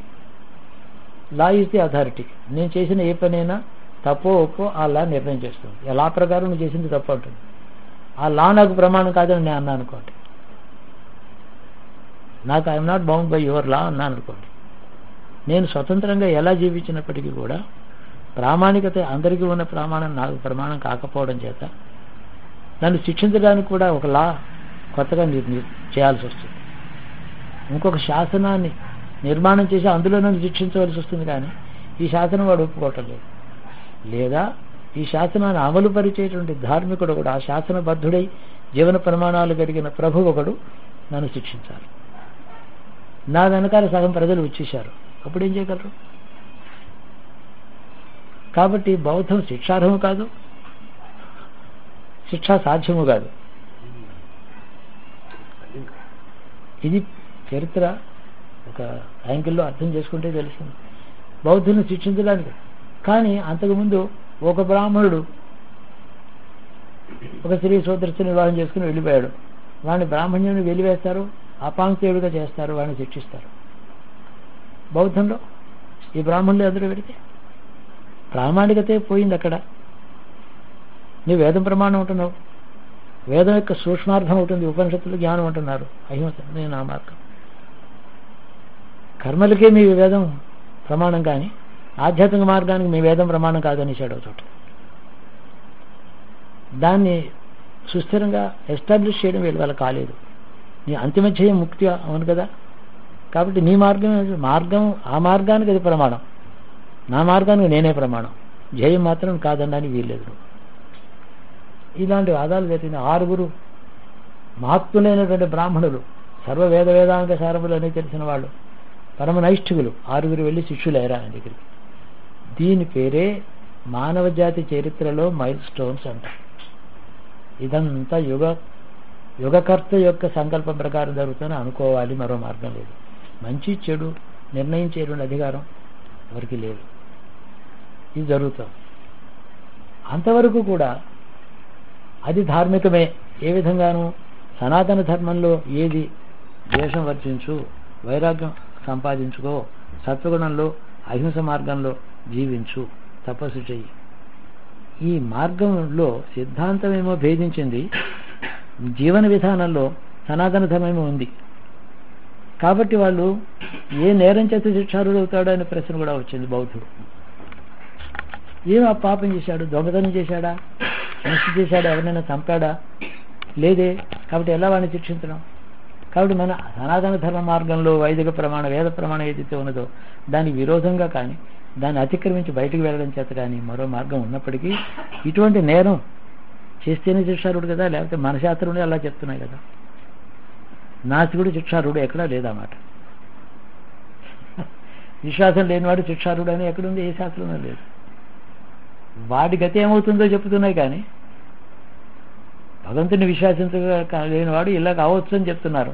అయినా ధర్మంలో ఉంటే దేవదాసులాగా వాడు శిక్షార్హుడే కాడు, పోయాడు, ముందుకే వెళ్ళాడు.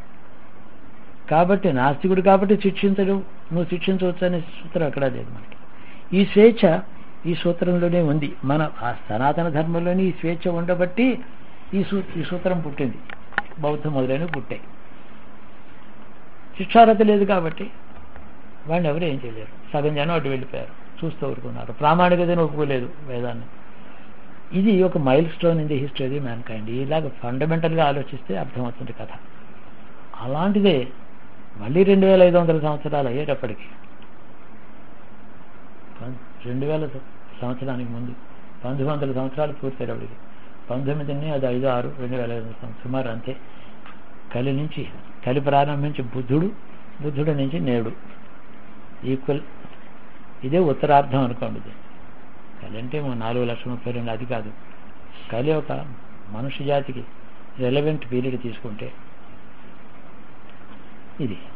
ఈ మైల్ స్టోన్ ఏదైతే ప్రామాణికతను తిరస్కరించి సాత్విక శిక్షార్హం కాకుండా మార్గం చూపించి అందులోకి వెళ్ళారో, అందులోంచి మళ్ళీ వెనక్కి రావడానికి కొంతకాలం పట్టింది. ఈ లోపుగా వాళ్ళ అడ్రస్లు వాళ్ళు మర్చిపోయారు చాలామంది. చిరకాలం బయటికి వెళ్ళిపోతే నీ అడ్రస్ తెలియదు, ఊరంతా మారిపోయింది. కాబట్టి మళ్ళీ వెనక్కి వచ్చేటప్పటికి వాళ్ళ సంగతి వాళ్ళకి తెలియకుండా పోయింది. తర్వాత సూత్ర నిబంధన ఆ వైదిక మార్గంలో ఉండే సూత్రాలకి నిబంధన ఏదో ఉండేది కదా, అది లేకపోవడం చేత బౌద్ధం ఎప్పుడైతే సత్వగుణం ఉంటే సుఖంగా జీవిస్తే చాలు, దేవుడి మీద నమ్మకం ఉంటే చాలు, వాటిగా హాని చేయొద్దు, డోంట్ స్టీల్, 10 కమాండ్మెంట్స్, అది కూడా బౌద్ధంలాగే యాక్సెప్టబుల్ అయిపోయింది. బౌద్ధం యాక్సెప్టబుల్ అయితే క్రిస్టియానిటీ ఎందుకు కాదు? ఆనాడు ఏం చేయగలిగావు నువ్వు? 20 కోట్ల జనాభాలో 5, 8 కోట్లు, 9 కోట్లు బౌద్ధులైన నాడు ఎవరిని శిక్షార్హులు కాదని చెప్పి నీ సంప్రదాయమే ఆనాడు నిర్ణయించింది. ఏం పాపం చేయలేదు కదా. మోక్షవానికి వాడు విశ్వాసం వాడిది, కానీ నేను చూపించిన ప్రమాణం వాడికి అక్కర్లేదు. ఏ విధంగా శిక్షిస్తాం? నేను బ్రాహ్మడిగా ఉంటూనే నేను అతిక్రమిస్తే నేను శిక్షార్హుని. ఈ వ్యవస్థలో ఉంటే, బయటకు పెడితే కాదు. అందువల్ల ఇస్లాము గొప్ప మతమే, క్రిస్టియానిటీ గొప్ప మతమే, జిడ్డు కృష్ణమూర్తి గారి అత్యద్భుతమైన మతమే. ఇంక ఎవరు ఏ మతమైనా చెప్పండి, అద్భుతం, అంత అద్భుతమే, చాలా గొప్పది, ఆయన అవతారమే. ఎందువల్ల నేరం చేయమని బోధించడం లేదు. కాబట్టి మీ తాతగారి సొమ్మ మోక్ష మార్గం, వైదిక మార్గం ఇంకెవరికి ఏం మార్గాలు ఉండకూడదా?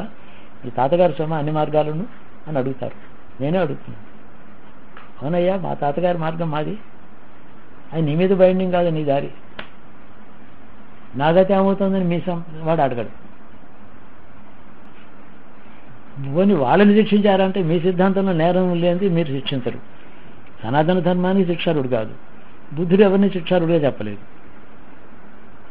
కాబట్టి శిక్షిస్తే తప్ప మనుషులు మంచి మార్గంలో ఉండరు. కాబట్టి ప్రాఫిట్ పుట్టాడు. ఇది కనుక ఎవరైనా కాదంటే వెంటనే శిరచ్ఛేదం చెయ్యి, దానివల్ల వాడు బాగుపడతాడు. శిరచ్ఛేదం చేసిన తర్వాత ఆ జీవుడు బాగుపడతాడు. ముందర నరకానికి వెళ్తాడు, అల్లా దయతో ఎప్పుడో పైకిస్తాడు. అది రెండే ఉన్నాయి. చాలామంది నరకానికి వెళ్ళవలసిన, శాశ్వతంగా నరకానికి పోవలసిన వాడు, శాశ్వతంగా ఈశ్వరుని చేరదలుచుకున్నవాడు, చేరగలిగిన. ఆ రెండో కేటగిరీ ఖురాన్ చెప్తుంది. అదే నా చివరికి ఏ స్థితి పరిణామైంది? వేదధర్మము అప్రామాణికత ఈ ఆర్ష సమాజంలోనే, ఆర్య సమాజంలోనే ఇది ఎప్పుడైతే ఏర్పడిందో మొదలైంది నీ కథ, కరికథ. ఆ కరికథే ఇప్పుడు నేను చెప్పిన అనాలిసిస్ సరిగా సూత్రం, అండర్ కరెంట్ సూత్రం చెప్తున్నాను నేను. ఈ పరిణామాలకు అదే కారణం. ఇప్పుడేమిటి? క్రిస్టియానిటీని నేను చంపి తీరుతాననేవి ఇస్లాం అంటుంది, ఇస్లాంను నిర్మూలన చేసి తీరుతానని క్రిస్టియానిటీ అంటుంది. వీళ్ళిద్దరూ కలిసి ఖాళీగా కాస్త లీజర్ టైం ఉన్నప్పుడు హిందూ ధర్మాన్ని నాశనం చేస్తామని అది ఇద్దరు కూడా ఏకం. ఇప్పుడు చూడు ఎలా ఉందో మానవ జాతి చరిత్ర. ఆ కథలో, ఆ డైరెక్షన్లో ఒక మైల్ స్టోన్ 120 సంవత్సరాలు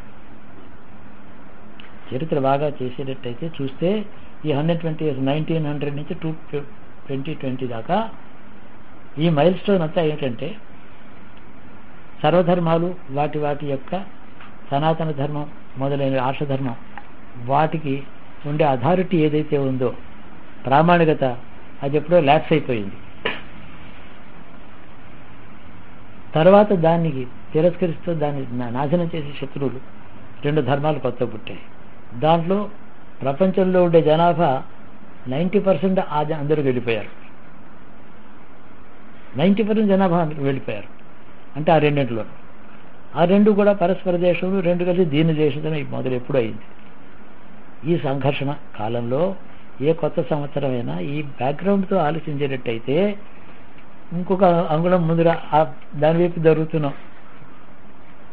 పైనుంచి రాలి కింద పడి పళ్ళు ఊడగొట్టుకునే, తలగా బాగలు కొట్టుకునే దారికి పెడుతోంది మానవ జాతి. ఏ సందేహం లేదు. కథ బాగా అర్థం చేసుకోండి. ఇప్పుడు ఇంకొకటి, పోనీ క్రిస్టియన్స్ ఏమో హిందువుల్ని కన్వర్ట్ చేయాలనుకుంటున్నారు, ముస్లిమ్స్ ఏమో హిందువుల్ని చంపాలనుకుంటున్నారు.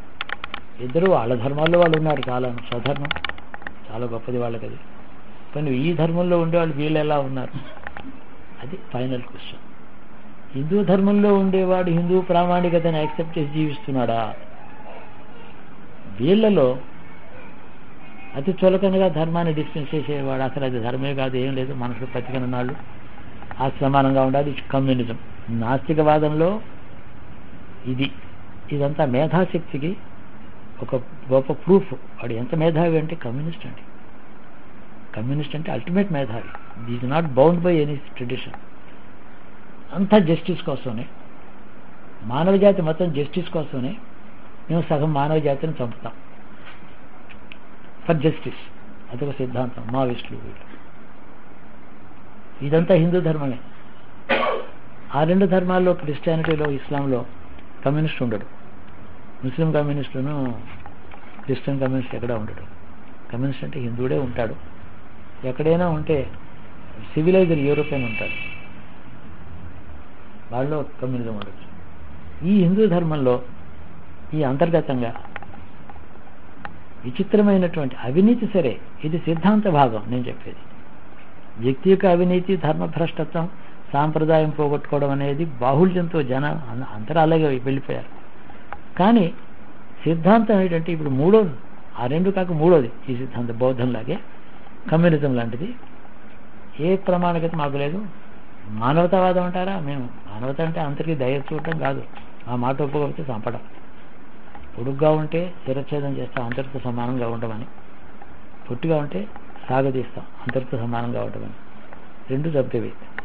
బెడ్ ఆఫ్ ప్రాక్రస్టీస్ అని గ్రీక్ మైథాలజీలో ఒక కథ ఉంది. అక్కడ ఇద్దరు రాక్షసులు అన్నదమ్ములు మన కథల్లో చెప్తారు కదా. అగస్త్యుడిని పిలిచారు, తమ్ముడిని వండి పెట్టాడు. వాడికి ఆయన జీర్ణం అన్నాడు కాబట్టి పోయాడు. భోజనాన్ని పిలిచి చంపడం అనేది సరిగా వాళ్ళకి తెలుసు. బెడ్ ఆఫ్ ప్రాక్రస్టీస్ అని ఉండేవాట. వాడు రాక్షసుడు. వాడి ప్యాలెస్లో పెద్ద బెడ్ ఉంటుంది, చాలా సుఖంగా కనపడి చూస్తాను, చల్లగా ఉంటుంది. వచ్చిన వాడిని మా ఇంటికి రా అని చెప్పి భోజనం పెడతాడు. ఒకటే కండిషన్, భోజనం పెట్టాక చెప్తాడు, నేను ఒక బెడ్ ఇస్తాను, దానికి సరిగ్గా సరిపోవాలి, నువ్వు సరిపోకపోతే పొట్టిగా ఉంటే స్వాగతిస్తాను, పొడుగైతే శిరచ్ఛేదం చేస్తాను, ఈ కండిషన్ మీద నీకు భోజనం పెట్టాలని చెప్తాడు. ఆ విధంగా రోజు ఒకరిని చంపుతూ ఉండేవాడు. అగస్త్యుడి కథ ఇది. వాళ్ళ దగ్గర గ్రీక్ మైథాలజీలో ఎన్నో ప్యారలల్ స్టోరీస్ ఉన్నాయి తమాషా. అందుకని కమ్యూనిజంతో ఉండేటటువంటి మానవతావాదం అమానుషంగా ఉంటుంది. వాళ్ళ మానవతావాదం దాంతో ఏ మతంలో ఉన్నా నేను శిక్షార్హుడివే, నీవు భగవంతుడు అన్నావా నేను చంపేస్తాను, మతం అన్నావా చంపేస్తాను. మనుషులు ఒకటే ఉన్నారు, మనుషులే నిజం, భగవంతుడు లేడు, ప్రకృతి లేదు, మనుషులు నిజం. మనుషులే సమానంగా ఉండాలి, మనుషులు కాబట్టి, అందరూ మనుషులే కాబట్టి, ఎవడు ఎక్కువగా ఉండకూడదు, తక్కువ ఉండకూడదు. ఇది మా సిద్ధాంతం. ఒప్పుకోకపోతే చంపుతాం, అందరినీ చంపేసి సమసమాజాన్ని స్థాపిస్తాం. పరమధర్మం ఇది కూడా ధర్మంగా, ధర్మం పేరుతో ఈ స్థితి వచ్చింది మనకి. ఎక్కడి నుంచి ఎక్కడి దాకా మనం వచ్చామో కథ ఆలోచిస్తే ఈ సెంచరీ ఒక మైల్ స్టోన్. అందులో 5-20 అయినాయి, ఒక 20 ఉంది. ఈ 20 ఏళ్లలో కథ పూర్తి అయిపోతుంది, ఈ చాప్టర్ అయిపోతుంది. ఆర్షధర్మంలో బౌద్ధం పుట్టడం ఎలాగ మైల్ స్టోను, ఆ తర్వాత మైల్ స్టోన్ ఇది. ఎన్ని సిద్ధాంతములు కూడా ద్వేషం, అసహనం ప్రాతిపదిక, అహంకారం ప్రాతిపదిక, అలా ఉండే సిద్ధాంతములు ఏవి కూడా మానవ కళ్యాణానికి దారి తీసేవి కావు అని రూఢి కావడానికి ఈ సంవత్సరాలు పడతాయి. ఇది human history of human race. ఈ 15 ఏళ్లలో ఇది రూఢైపోతుంది. అంటే క్రిస్టియానిటీ, కమ్యూనిజం, ఇస్లాం, ఏదో anti Buddhist thinking within the Buddhism, anti Hindu thinking within the Hinduism, ఆర్షధర్మం అంటారు. చివరికి బౌద్ధంలో అంత క్రమశిక్షణతో వాళ్ళని పెంచినా వాళ్ళందరూ కమ్యూనిస్టులు అయినారు, వాళ్ళందరూ మ్లేచ్చులయ్యారు, పాడైపోయారు. టిబెట్ ఆ ప్రాంతం వెళ్ళి చూస్తారు, అన్ని సత్వగుణ ప్రధానమైన ధర్మాలు అన్నీ పాడాయి. క్రూరకర్మే విధి విధానంగా తీసుకున్న, ఆయుధంగా తీసుకున్న అవి చెలరేగిపోయాయి. క్రౌర్యానికి, హింసకి అదే మా మతం అనుకునే వాళ్ళకి ఎదురు లేదు. దాన్ని ఎదిరించి ఈ క్రౌర్యాన్ని, ఏ 9/11 కల్చర్ ఉందే, ఆ కల్చర్తో యుద్ధం చేస్తాను అనుకునేవాడు ఎందుకు ఇంత, ఇప్పుడే 6 ఏళ్ళైందా, 2002 కదా అది, 2001, 6 ఏళ్ళు అవుతుంది కదా. ఎందుకు వాళ్ళు ఏం చేయలేకపోయారు? మోస్ట్ పవర్ఫుల్ నేషన్ అంటారు కదా. ఎందుకు లేదంటే వాళ్ళలో ఆ నైతిక బలం లేదు. ఇందాక చెప్పిన పార్టీస్లో అదొకటి, వాడు క్యాథలిక్కే. కానీ వాళ్ళ కులంలో, వాళ్ళ మతంలో, వాళ్ళ సాంప్రదాయంలో ఏ నైతిక వాల్యూస్ ఉన్నాయో అవి ఎప్పుడో పోయినాయి. ఆ క్రిస్టియానిటీలోనే ఏదో దాని అసమగ్రత్వం అలా ఉంచండి. అందులో కూడా వివాహ వ్యవస్థ, భార్య భర్త, పిల్లలు, నీతి, అవినీతి ఇవన్నీ ఉన్నాయి కదా, అవి అందులోంచి పోయినాయి, అవి నశించిపోయాయి. పోతే వాళ్ళు వీళ్ళని శిక్షించగలరు. కాబట్టి వాళ్ళు వీళ్ళని శిక్షించి వరల్డ్ టెర్రరిజం అంతా మేము సాల్వ్ చేస్తామనుకున్న వాళ్ళ ప్రతిజ్ఞ నెరవేరేది కాదు. చివరికి వాళ్లే వెనక్కి వెళ్ళడం, ఎవరిని రిపేర్ చేద్దాం, అక్కడ మళ్ళీ ఇంకా దెబ్బతాయి. ఇదే మన కథ. ఈ గ్రహాలు నేను ఓవరాల్ పిక్చర్ చెప్తాను. అందులో ఈ సంవత్సరం, ఈ 15 సంవత్సరాలు అదే డైరెక్షన్లో పెడుతోంది. ప్రకృతి చేతనైనంత మట్టుకు ఏదో సునామీ అన్నారు, సముద్రం పైకి ఏదో కొన్ని వేల మంది పోయారు. పాకిస్తాన్ హెడ్ కాశ్మీర్ అతిగా 33,000 మంది వచ్చారు. ఏం చేస్తుంది ప్రకృతి? ఈ హింసాత్మకమైనటువంటి ఆసురీ సంపత్తి యొక్క రిఫ్లెక్షనే అది పనిచేస్తుంది. కానీ దాంట్లోంచి మనకి చెడ్డ గుణం ఏదీ రాదు. మన చెడ్డ గుణంలోంచి ప్రకృతి విజృంభిస్తుంది. ఆ ప్రకృతి ఒక క్రమశిక్షణ ఉంది, అది గుర్తుపెట్టుకోండి. గ్రహములు, ఋతువులు, భూమి యొక్క గతి క్రమశిక్షణలో ఉన్నాయి. క్రమశిక్షణ అంటే ప్రకృతికి సమీపవర్తి, జాగ్రత్త జీవించడం. దానికి పెద్దలు చెప్పిన మార్గాలు ఉన్నాయి, జీవన విధానాలు. మనకి క్రమశిక్షణ లేకపోతే క్రమశిక్షణలో ఉండే ప్రకృతి ఎందుకు టాలరేట్ చేస్తుందని? సింపుల్ అది.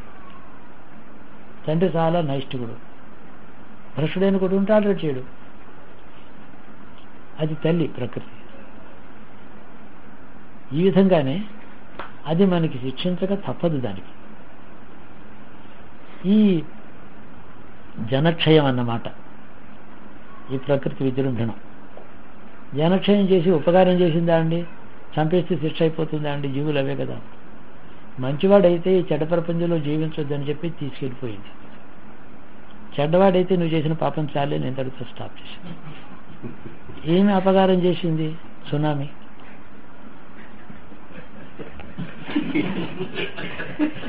నేను ఫండమెంటల్కి వస్తేనే అడిగేది. నేను ఒక లాజిక్ ప్రకారమే మాట్లాడతాను, నా ఇష్టం నేను మాట్లాడను.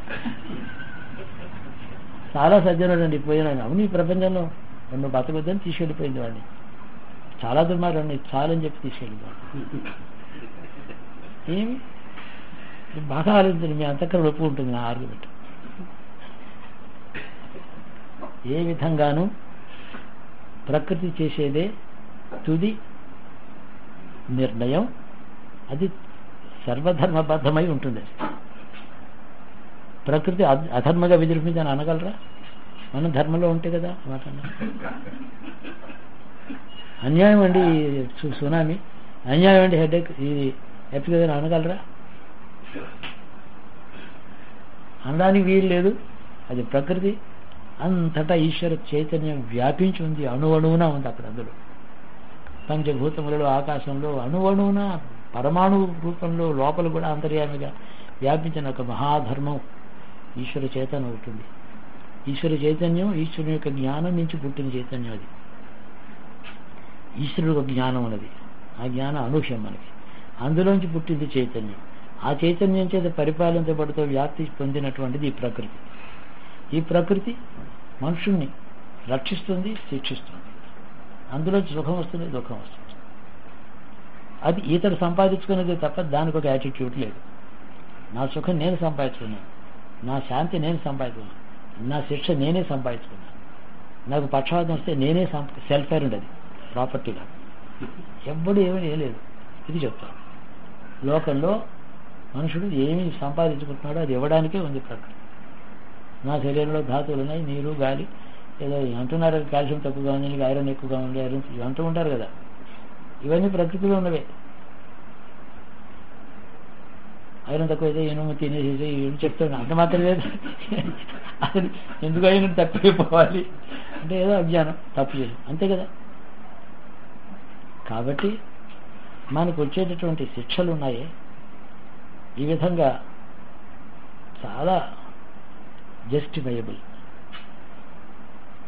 ఒక్కొక్క దుర్మార్గుడు వాడికి నెమ్మదిగా మీరు అరెస్ట్ చేసి వాడిని కోర్టులో పెట్టి వాడిని చేసి శిక్ష వేసి వాడిని చేసి మిగతా సమాజాన్ని మీరు రక్షించే మీ ప్రభుత్వ యంత్రాంగం, మీ ప్రభుత్వ యంత్రాంగంలో మీ లాలోనే వాడు అప్పీల్ చేస్తే కొట్టేస్తారు ఆ కేసు. అది మీ ధర్మ వ్యవస్థ అంత బాగుంది. సత్యం నిరూపించడానికి చచ్చిపోతున్నారు జనం అంతా. జడ్జికి నమ్మికొచ్చు కళ్ళతో తను చూసినా శిక్ష వేయడానికి వీల్లేదు. సాక్షులు ఎలా చెప్తే అలా చేయాలి. వాడికి స్వేచ్ఛ లేదు. ఏం జడ్జిమెంట్ అది? సాక్షులు చెప్పినట్టు విని ఆర్డర్ ఇచ్చేవాడు జడ్జి, అంతే కదా. సాక్షుల్ని కూడా పరీక్షించకుండా కాగితాలు చూసి జడ్జిమెంట్ ఇచ్చేవారు హైకోర్టు. ఇంకా పైన ఉన్నారు ఇద్దరు లాయర్స్, ఎవడు బలమైన వాడో వాడి ప్రకారం తీర్పు ఇచ్చేవాడు సుప్రీంకోర్టు. ఏముంది మీ న్యాయ వ్యవస్థ, ఏం చేస్తారు? మీరు శిక్షించలేదు, ఎవరిని శిక్షించలేరు.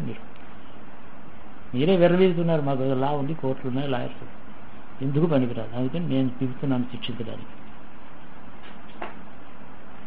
ఒకరిని తీసుకెళ్ళిపోయి రక్షించడం, ఒకరిని తీసుకెళ్ళిపోయి రక్షించడం, మిగతా వాళ్ళని రక్షించడం, మొత్తానికి రక్షణే.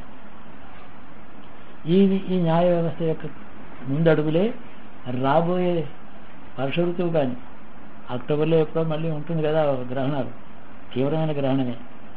ఈ ప్రభుత్వములు ఉన్నాయే, ఇవి ప్రభుత్వం లేని ప్రభుత్వాలు. ప్రభుత్వం అంటే తనకు ప్రభువుగా ఉండి శిక్షణ రక్షణ అమలు చేయగలిగిన శక్తివంతుడి పేరు ప్రభు. ఆ త్వం ఉంది కానీ ప్రభువు లేడు. ప్రభువు లేని ప్రభుత్వం ఎలా ఉంటుంది? నీతి లేదు, వ్యక్తి లేదు, అక్కడ ప్రాణం లేదు, బుద్ధి లేదు, జ్ఞానం లేదు, ఒక వ్యక్తిత్వం లేదు, ఒక ధార్మిక ప్రవృత్తి లేదు. అందులో శుష్కమైన యంత్రాంగం, దాని నిండా పుచ్చిపోయినటువంటి చెదలు పట్టినటువంటి యంత్రాంగం ఇలా ఉండడానికి వీల్లేదు కదా. ఈశ్వరుడు ఒకడు ఉన్నాడు కదా, దానికి ఒకటే నెమ్మదిగా ఎలిమినేట్ చేసుకుంటూ ఈ అక్టోబర్లోనే ఏం ప్రభుత్వాలు ఉన్నా ఏమున్నా ఎంత మిగిలితే ప్రాణావశిష్టంగా మిగలొచ్చు, లేకపోతే ఈ ప్రకృతి విలీనం చేయొచ్చు, పోవచ్చు. వీళ్ళు పోతే చాలా దేవతలు వచ్చి మనం పోషిస్తారు తర్వాత. అలా అది కూడా ఆశ పెట్టుకోకండి, ఈ కథ ఇంకా నడుస్తుంది. ఎందుకంటే యుద్ధ భూమికి వెళ్ళి నక్క చూసిందిట, ఇంతమంది చచ్చిపోయి ఉన్నారు, ఎక్కడ పీనుక పెంటలుగా ఉంది, గుర్రాలు ఏనుగులు పడి చచ్చున్నారు, నాకేమి ఈ జీవితం అంతా కూడా నేను తింటే ఇక్కడ ఉండొచ్చు అనుకుంది. మరి నువ్వు అంటూ ఉంటే పొదపరికమని మాట వాడుతూ ఉంటారు. అంటే పొడుపు చేద్దాం అనుకుంది ఆహారం అంతాను. ముందరేమో పెద్ద అక్కడ డ్రమ్ ఉంది, అక్కడ దానికి తోలు కప్పు ఉంటుంది, అది వెళ్ళి ఆ తోలుని కోరుకుంది. ఈ పూటకి తోలుతో కాలక్షేపం చేద్దాం, రేపు సమృద్ధిగా భోజనం చేయడం, ఇవన్నీ ఉంటాయనుకుని లోభత్వం చేత ఉన్న తిండి దానికంటే దీనికి ధమ్మని పేరేం చచ్చిపోయింది. దాని త్రోలు ప్రియల గొరికి కథ. కాబట్టి సంపద చాలా ఉంది, దుర్వినియోగం, భోగ్య వస్తువుకి భోగం లేదు, అందులోని యోగ్యుడికి వచ్చేటువంటి భోగ్య వస్తువు కాకుండా పోయింది, నిర్భాగ్యుడికి దిక్కు లేదు. ఇలాంటి వ్యవస్థ. అంటే ఇప్పుడు ఏమైంది? ఇందాక ఇది ఎందుకు చెప్పాను? చాలా వర్షాలు, చాలా సమృద్ధిగా పంటలు చాలా వస్తుంది. మీరందరూ అంటూ ఉంటారు ఇండియా ఫ్యూచర్ అమెరికా అలా కొట్టివారేస్తుంది, India can beat all the American economy, American supremacy hollow, అంత గొప్పగా ఫ్యూచర్ కంట్రీలో అంటే ఇండియాయే భారత్లోనే అన్నీ ఉంది. అందరూ కోటీశ్వరులు, కోట్లు, వందల కొద్ది కోట్లు వచ్చేస్తాయి, వేల కొద్ది కోట్లు వచ్చేస్తాయి, హబ్ ఆఫ్ యాక్టివిటీ అది అంటే. ఇదిగో ఈ నక్కకి దొరికిన ఆహారం లాగా సమృద్ధి, యోగ్యత లేదు, దిక్కుమాలిన నక్క డ్రమ్మునికి పెట్టింది, అదే డంకా ఉంది అక్కడ, దాన్ని కొడుకుని ఈ పూట తోలుతో కాలక్షేపం చేయాలి, రేపు సమృద్ధిగా తిందాం అనుకుంది. కాబట్టి ఉన్న వస్తువుని తినే యోగ్యత లేని బుద్ధిహీన జాతి ఇది. భగవంతుడు వర్షాలు ఇస్తున్నాడు, ఏం బోల్డ్ వర్షాలు ఇచ్చాడు. పోన సముద్రం పోతుంటే చూస్తూ ఊరుకున్నారు. ఇప్పుడు నీళ్ళు ఎడుతున్నారు. 3 నెలల క్రితం నీళ్లు లేవు ఏదో ఆడవడానికి. ఏమిటి ఈ ప్రభుత్వం ఏం చేస్తుంది? ఏం చేశారు? ప్రజలు ఏం చేశారు? మేధావులు అందరూ, ఇంజనీర్స్ ఉన్నారు, వీళ్ళందరూ ఏం చేశారు? ఎదురుకుండా అంటే ఏం లేదు, ఉన్న ఐశ్వర్యాన్ని అనుభవించడం చేతగా అన్నటువంటి బుద్ధిహీనులు ధర్మ విషయంలో అలా ఉంది, మతాలు అలా ఉన్నాయి. మొత్తం పిక్చర్ అంతా ఇచ్చాను, మీరే ఊహించుకోండి. ఆగస్టు, సెప్టెంబరు, అక్టోబర్ విపరీత వర్షాలు, ఆ తర్వాత మళ్ళీ విపరీతమైన పంటలు కొన్ని నాశనమైన, తిండికి ఏం లోటు లేదు, అందరూ సమృద్ధిగా తింటారు. అంతేకాక ఇండియాలో ఆహారం సరిపోక చైనీస్ రెస్టారెంట్స్, చైనీస్ క్యూని, ఆస్ట్రేలియా నుంచి ఇంకేదో కొత్త రకమైన పాలు, మలేషియా నుంచేమో యువ గింజలు వేల్చు తినేవి, అమెరికా నుంచేమో ఐస్ క్రీమ్. ఇక్కడ ఉన్నది ఎవరికి సరిపోవట్లేదు. ఏదో కావచ్చు ఇండియాలో, నేను అలాగే ఆశపడుతూనే ఉంటాను. బట్ నా మనవాడు ఏమో చాలా పెద్ద ఉద్యోగం, అడిగి ₹1,00,000 వస్తుందేమో అనుకోవడం. అమెరికా ఇండియా గొప్పదైపోతుంది అంటున్నారు కదా, నా దృష్టితో ఆలోచించడం, నా మనవాడు ఎలా ఉంటాడు. ఇదన్నమాట విశాల జ్ఞానం. అసలు ఏమవుతుంది, ధర్మం ఉంటే కదా, మనుషులకి బుద్ధి ఉంటే కదా బాగుంటారు. చాలా అందంగా ఉన్నాడంటే ఒక మనిషి, మంచి కన్ను ముక్కు మీసాలు, చాలా అందంగా ఉన్నాడు, మెదడు సరిగా లేదు. ఎందుకు వాడు అందం ఏం చేస్తాం, వాడి దగ్గర వీరితో మాట్లాడతారో కొడతాడో తెలియదు, మనిషి మాత్రం అందంగా ఉన్నాడు. ఇది లౌకికమైన సమృద్ధితో ఉండేటువంటి మంచి ఎక్సలెంట్ ఎకానమీ. ఈ ఎకానమీ ఎంత బాగుపడేటట్టయితే, ఎంత ధనం వచ్చేటట్టయితే, ఈ ధనం ఎవరి చేతిలో ఉంటుంది అని మీరు ప్రశ్నించాలి. మంచి వాళ్ళ చేతిలో ఉంటుందా, నిస్సహాయ స్థితిలో ఉండే పేద ప్రజలు వాళ్ళ చేతిలో ఉంటుందా, సర్వజన భక్షకులని కొందరున్నారు వాళ్ళ చేతిలో ఉంటుందా, అది ఇప్పుడే ఉంది. అది ఫ్యూచర్లో ఇండియా టేక్స్ ఆఫ్ అంటే వేర్, ఇన్ హూ హ్యాండ్స్? స్వర్గం చాలా మంచిది, వాడు ఎవడో పెద్ద బ్రహ్మాండమైన రాక్షసులు బ్రహ్మవరాలు తీసుకున్నాడు, వాడి చేతి కింద పోతుంది కదా ఈ స్వర్గం అంతా. వీళ్ళేమో ఈ దేవతలు తోకముడిచి ఎక్కడ దాక్కోవాలి, ఏమిటి లాభం? మంచి ఇండియా చాలా గొప్ప ఎకానమీ అయితే అంటే ఎవరికి లాభం మీరు ఆలోచించేటట్టే. ఎవడో నా కొడుకు చాలా మంచివాడు అంటారు, వాడు బతకడం ఎలాగా? ఇవన్నీ ఆలోచించేటట్టయితే సజ్జనుడికి రక్షణ, దుష్టుడికి శిక్ష లేనటువంటి శిక్షణారహితమైన నిత్య జీవన విధానం, క్రమశిక్షణ లేనటువంటిది, ధార్మికత చేతగాని తెలియనటువంటిది, ఏ పని చేయలేనది నిస్సహాయ స్థితి, పుచ్చిపోయినటువంటి ప్రభుత్వ యంత్రాంగం. ఇవి ఏంటంటే ఇలాంటివి ముందు చప్పుని అయిపోవాలి, అంతే బాగా హేజన్ కావాలి. ఇంకా 5-6 ఏళ్ళకి చాలా అన్ని చేసిన తప్పులు తెలియాలి. తెలిసిన తర్వాత ఇంకా కొన్ని అనుభవాలు. నా లెక్క ప్రకారం రాబోయే 15 సంవత్సరాల్లో మొత్తం మానవజాతి చరిత్రలో ఒక పెద్ద చాప్టర్ క్లోజ్ అయిపోతుంది. ఈ beginning of the end of this era of 2500 years, beginning of the end ఏంటంటే 1900 స్థూలంగా బిగినింగ్ అది.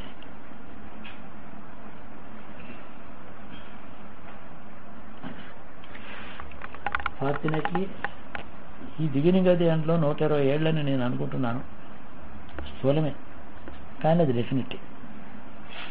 100 years గడిచిపోయింది, చూసాం. 100 years పూర్వం ఈ భారతదేశం, ఈ బ్రాహ్మణ ధర్మం, ఈ ఆశ ధర్మం, ఈ అహింస సత్వం, ప్రభువుల యొక్క ధార్మికత, ప్రజలను పరిపాలించిన ప్రభువులు ఎలాంటి వాళ్ళు ఉన్నారు, ఎవరు వాళ్ళు? ఒకవేళ పాశ్చాత్యులు వచ్చి పరిపాలించిన హిందూ ధర్మాలు, హిందూ ప్రభువులు, హిందూ రాజులు ఎలా ఉన్నారు, బ్రాహ్మణుడు ఎలా ఉంది, శూద్రుడు ఎలా ఉన్నాడు, ఏ విధంగా జాతిలో నలుగురు స్త్రీ ఎలా ఉంది, ఒక చిన్న బాలిక ఎట్లా ఉంది, బాలుడు ఎట్లా ఉన్నాడు, పురుషుడు ఎట్లా ఉన్నాడు చూసేటప్పటికి 100 ఏళ్లలో అయినటువంటి మొత్తం మీరు కనుక అసెస్మెంట్ చేసుకుంటే క్లియర్గా తెలుస్తుంది ఎంత సిగ్నిఫికెంట్. ప్రతి శతాబ్దంలోనే ఇంత మార్పు వస్తూనే ఉంటుంది, అలాంటి శతాబ్దం కాదు ఇది. బాగా ఆలోచిస్తే ఈ 100 yearsలో జరిగిన కథ 2000 సంవత్సరాల్లో జరగలే. ఆ కథ అయిపోతుంది. అందుకని 120 ఏళ్ళు పరమాయుధాయమని చెప్పడం మనుషుడికి వర్తించేటువంటి సూత్రం ధర్మ దేవతకు కూడా వర్తిస్తుంది. అర్థమైంది కదా? 50 ఏళ్ళలో ఇంకా ప్రమాదం ఉంటుంది. 50 పైనుంచి దొరలం పరతాగ్రస్థిత గ్రామాణో ఇవ పైన దొరలం మొదలెట్టింది, వేగం పుంజుకుంటుంది కిందకు వచ్చినప్పుడు. మొట్టమొదటి 5 MPH అయితే ఇక్కడ 50 MPH మధ్య ధాన్ మన కొట్టాలి, అయిపోవాలి. పంచభూతములు కూడా ఇప్పుడేమో శని జలతత్వ రాశి, జల ప్రళయం. బృహస్పతి కూడా జలతత్వ రాశిలో ప్రవేశిస్తాడు, ఇప్పుడు వాయుతత్వంలో ఉన్నాడు. ఆ వాయువు జలము ఈ కర్కాటకం రాశి దాటి వచ్చేటప్పటికి అంగారకుడు, నీచాంగారకుడు శనితో కలిసేటప్పటికి భూతత్వం అక్కడ జలతత్వంతో చేరి శని బరువు, శనికి కారణం తీవ్రమైనటువంటి అంటే మ్యాగ్నెటిక్ ఫీల్డ్కి శని కారణం అని నేను భూకంపాలు మొదలైన జలప్రళయాలు ఇవి అప్పుడు ఏమిటంటే అదే రోజు రావచ్చు, ఆ రోజు చూసిన ఆ రోజు గ్రహస్థితి ఫలం ఇవ్వడానికి ఒక నెలవే పట్టచ్చు. ఇప్పుడు కూడా ఆ గ్రహస్థితి జరిగిన రోజునే ఆ ఫలం రాదు, ముందు రావచ్చు తర్వాత. రాహు ఏమో బృహస్పతికి 2వ రాశి, అంటే ధర్మానికి, లౌకిక ధర్మానికి బృహస్పతి కారణం, కేవలం నిర్గుణతత్వానికి కేతు కారణం. స్త్రీ పురుషుల సంబంధాలకి కన్యా తుల కారణాలు. మేను ధర్మ వ్యవస్థ, ఆర్షధర్మం, ఏదైనా ధర్మం ఏది పరమధర్మం అని ఏది అంటామంటే ఎక్సెప్షన్స్ లేకుండా సమస్త జీవకోటికి క్షేమమైనటువంటి మార్గం ఏదో, ఏ విధంగా నీవు జీవిస్తే సమస్త జీవకోటికి కూడా క్షేమం అవుతుందని చెప్తుందో అందులో నీ భాగం నెరవేర్చమని చెప్తుంది. అది పరమధర్మం. నీ ధర్మ ఆచరణ వల్ల సృష్టిలో ఏ జీవుడికి ఎవరికి పరోక్షంగా కూడా హాని జరగకూడదు. దాని పేరు పరమధర్మం. అట్టిదే ఆర్యధర్మం. ఒకనాడు వ్యక్తి జీవించడం చేత సమస్త జీవకోటికి అక్షేమం లేకుండా క్షేమమే ఉండే మార్గంలో వాడు ఉండటం చేత వాడు మోక్షం పొందుతున్నాడు. ఆ మార్గంలో వెళ్ళిన వాడు మోక్షం పొందుతున్నాడు. అతడి ఆచరణ వల్ల లోకానికి అపకారం లేదు. ఇది ఆర్షధర్మం, ఫండమెంటల్ డెఫినేషన్. దానికి హేతువు మీనరాశి. దేవగురు అని వాడికి పేరు పెట్టారు. దేవతలు కూడా గురువు అన్నారు బృహస్పతికి.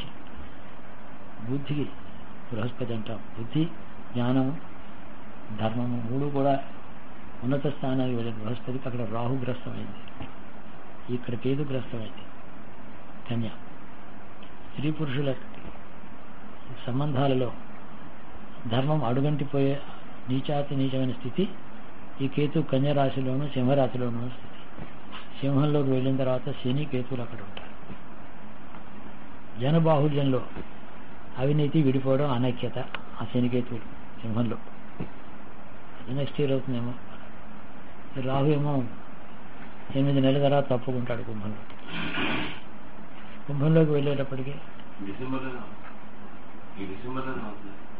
ఈ డిసెంబర్లోనే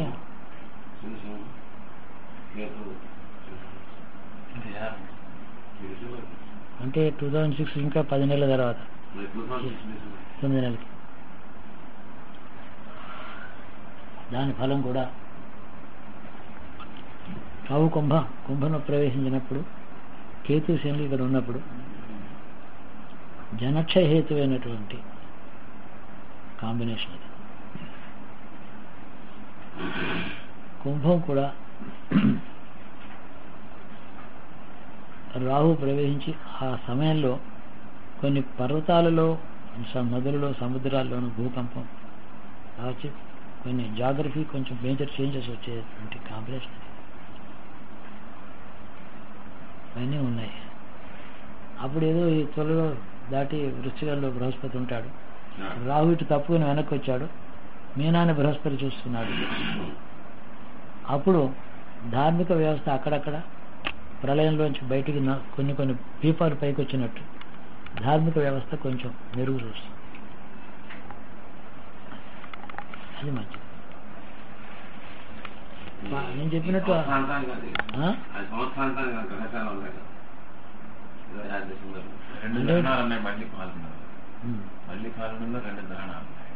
మళ్ళీ పాల్గొనాలి 2 గ్రహణాలు. అవి కూడా మళ్ళీ ఇలాంటి సంవత్సరాలు ఇవన్నీ ఒక్కొక్క పరిష్కారం అవుతూ రావాలి 15 ఏళ్లలో. మొత్తం అసలు వ్యవస్థ దేశాలలో వాటి ప్రభుత్వాలు, యాటమ్ బాంబ్స్, న్యూక్లియర్ పవర్ ఇవన్నీ అంటున్నారే. ఈ కుంభంలో బృహస్పతి, కుంభంలో రాహు వచ్చినప్పుడు మైనింగ్ యాక్టివిటీ అతి మ్యాక్సిమం వెళ్ళిపోయి దానివల్ల ఎక్కువ తీవ్రమైనటువంటి భూమికి హాని జరిగి, జీవకోటికి హాని జరిగి కొన్ని రేడియేషన్స్ భూమికి లోపలికి బయటికి వచ్చి ఆ విధంగా జనక్షయం అలాంటివి. మైనింగ్ ఆపరేషన్స్లో ఇది జన నష్టం భవిస్తుంది, ఆ వాతావరణ నష్టం అన్నీ వస్తాయి. ఆయిల్ అయిపోతుంది అనుకో 50 ఏళ్ళకి, యాటమ్ పవర్తో నడిపిస్తూ ఉంటారు, అంటే బ్యాటరీ పెట్టి కారు నడిపిస్తూ ఉంటారు. అదంతా పొల్యూషనే. ఆక్సిజన్ చచ్చిపోతుంది, హైడ్రోజన్ పోతుంది. అయితే ఎత్తున థోరియం మైనింగ్ స్టార్ట్ చేస్తారు ఇండియాలో. అది కూడా అడిక్వేట్ సరిపోదు, అది సిస్టానికి సరిపోదు. థోరియం మళ్ళీ దానికి వాళ్ళ హెల్ప్ కావాల్సిందే రష్యన్స్. ఏమున్నాయి అసలు అటామిక్ సైన్స్ ఇంతవరకు వాళ్ళు ఏది ఎకనామికల్ ఏంటంటే నేను ఎప్పుడో చెప్పాను. ప్లూటోనియం బాగా మంచి ప్లూటోనియం ఉంది, అది మన దగ్గర లేదు. ఇవాళ ప్లూటోనియం ఇందులోంచి ప్లూటోనియం తీసుకొచ్చి రావడానికి 5 ప్రాసెస్లు ఉన్నాయి. 5 ప్రాసెస్లు ఏమిటి విపరీతమైన కాస్ట్ అవుతుంది. ఇంతలోంచి ఇంత వస్తుంది.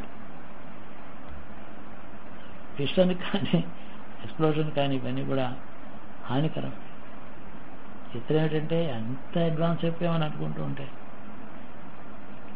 ఏమీ తెలియనటువంటి పశుత్వం, అమాయకత్వం, అజ్ఞానం, దారిద్ర్యం ఉన్న ఆ స్థితిలో ఉన్న జనాభా 100 కోట్లు ఉన్నారు భూమి మీద. ఆహారం లేదు, తిండి లేదు, మనుషులను చంపేసుకుంటున్నారు. ఆఫ్రికన్ కంట్రీస్, ఎథియోపియా మొదలైనవి. ఆ బురుండి ఎంత జీవహాని ఎంత జరిగిందంటే ఈ శతాబ్దంలో జరిగినటువంటి మనుషుని చంపుకున్నటువంటి నష్టం 1000 ఏళ్లలో జరగలేదు. ఘోరమైన ఆపదల పాలైంది ఈ దేశం 1000 ఏళ్లలో. అంత శని రాహులే లేచ బాధ భారత ధర్మానికి బాధ, ప్రజలకే బాధ. బాధ అంటే ఊరికే బాధించడం కాదు, ఊచకోత. ఎన్ని ఘోరాలు జరిగినాయి. కాశీలో 2 టపాకాయలు పేలితే వా అన్నారే, మరి 1000 నుంచి ఏం జరుగుతుంది చూసావు నువ్వు అని అడిగాను నేను. కాశీలో ఏదో హనుమాన్ టెంపుల్లో ఒకటి పేల్చాడు, ఒకటి 20 మంది చచ్చిపోయారు. ఇదే నీకు భయంగా ఘోరంగా కనపడుతుంటే చరిత్రలో చూసి వెనక్కి తిరిగి చూడు. దాన్ని జ్ఞాపకం చేయడానికి నీకేమైనా నిద్ర లేస్తావేమో అని జరిగింది ఇది. 1000 ఏళ్లలో ఈ కాశీ ఏమిటి, ఈ పట్టణాలు ఏమిటి, ఢిల్లీ ఏమిటి, 4 రోజుల్లో 75,000 మందిని చంపాడు. హరిగారు తైమూరు వాళ్ళు 1750లో కూడా 1850లో అలా ఏం జరిగింది చరిత్ర అవన్నీ మర్చిపోయి. అప్పుడు ఉన్నారు మన వాళ్ళు ఎక్కడో, లేకపోతే మనం ఎక్కడొస్తాం, మన తాతల మతాలు ఎక్కడో ఉన్నారు. వాళ్ళు ఎంత వేదన పడ్డారు, లేదా ఆ హింసకి వాళ్ళే గురయ్యారా అని తెలియదే. 400 సంవత్సరాలు పూర్వం క్షేత్రాల్లో తపస్సు చేసుకుంటా జపం పట్టుకు మాల పట్టు జపం చేసుకుంటూ ఉంటాడు మోక్షం కోసం అని వీళ్ళు తలకాయ చేసేది గంగలో పారేశారు. అంతకన్నా హీనంగా కాదు ఇది. ఒకటి బాంబే కదా, మనుషులు ప్రత్యక్షంగా ఎవరు చంపలేదు కదా, ఇది చాలా చిన్నత పొమ్మన్నాను నేను. ఇప్పుడు మనుషులు కత్తితో నరికి అదులు పారేస్తుంటే సిరియల్ ఎత్తుకుపోతుంటే అప్పుడు అన్నీ కాదు, మర్చిపోయావు కాబట్టి ఇది గొప్ప కనిపిస్తుంది. ఏదో మేకపిల్లి అందుకే నేను పుట్టిన తర్వాత ఈ నేలకి ఇంత తుఫాను ఎప్పుడు చూడలేదండి.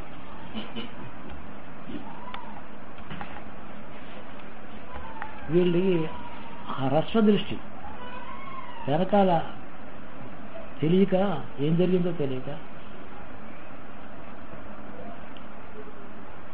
నక్సలైట్స్ 50 మందిని చంపుతున్నారు ఒక మాట బాంబు పేల్చి. నక్సలైట్లు చంపితే పాపం పోలీస్ వాళ్ళని సిటీ మామూలు గ్రామీణ ప్రజలు చంపితే అంత పాపం కాదు.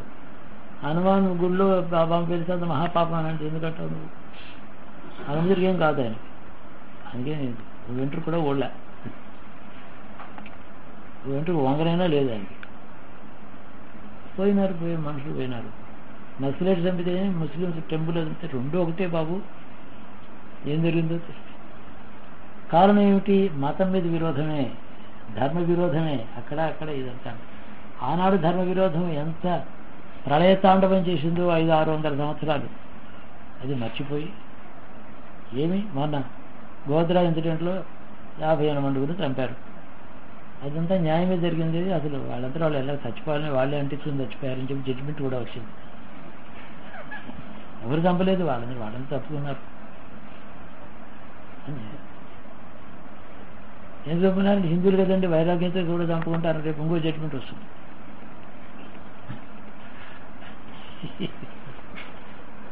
ఇది మన న్యాయ వ్యవస్థ. ఈ న్యాయ వ్యవస్థ, ఈ ధర్మంలో మానవత్వం మనం ఏదో బాగుండడం లేదు.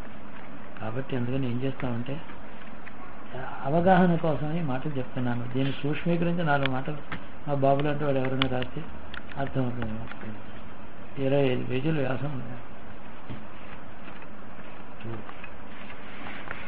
రేపేమో పూజ అయిపోగానే సంవత్సర ఫలాలు చెప్పమంటారు.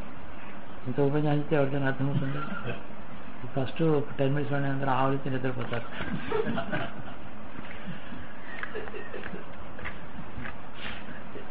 మెగాబీ చెప్తున్నాను, ఇది బాగా గుర్తుపెట్టుకోండి. నేను చెప్పిన మాటలు 2500 సంవత్సరాలు పీరియడ్ ఇచ్చాను. ఒక చిత్రం ఉంది జ్యోతిష్ శాస్త్రంలో. పురుషనులు మేషాదిలో మొదటి డిగ్రీలో, మొదటి భాగంలో, మొదటి సెకండ్లో ఉన్న విభాగంలో ఉన్నారనుకో, కలిశారనుకో, మళ్ళీ అక్కడే కలవడానికి ఎంతకాలం పడుతుంది తెలిసిన? 2420 సంవత్సరాలు పడుతుంది. అది యుగం. ఇదే ధర్మము అధర్మానికి శిక్ష, రెండే ఎలిమెంట్స్. ఒకటి ధర్మం, బృహస్పతి. అధర్మానికి శిక్ష, అదొక ధర్మం, అది శని. ఇద్దరు ఎప్పుడు కలుస్తారో మానవ జాతి జాతకం అది బాగా. మానవ జాతికి జాతకం చూడాలి. ఏముంటే నా జాతకం ఎలా ఉంది ప్రపంచానికి? చాలా అద్భుతమైన జాతకం అండి, ఓడలో మునిగిపోయాడు అంటారు. అక్కడ 1200 మంది ఉన్నారు, వాడు అందరూ వీడి జాతకం ఏం చేస్తుంది?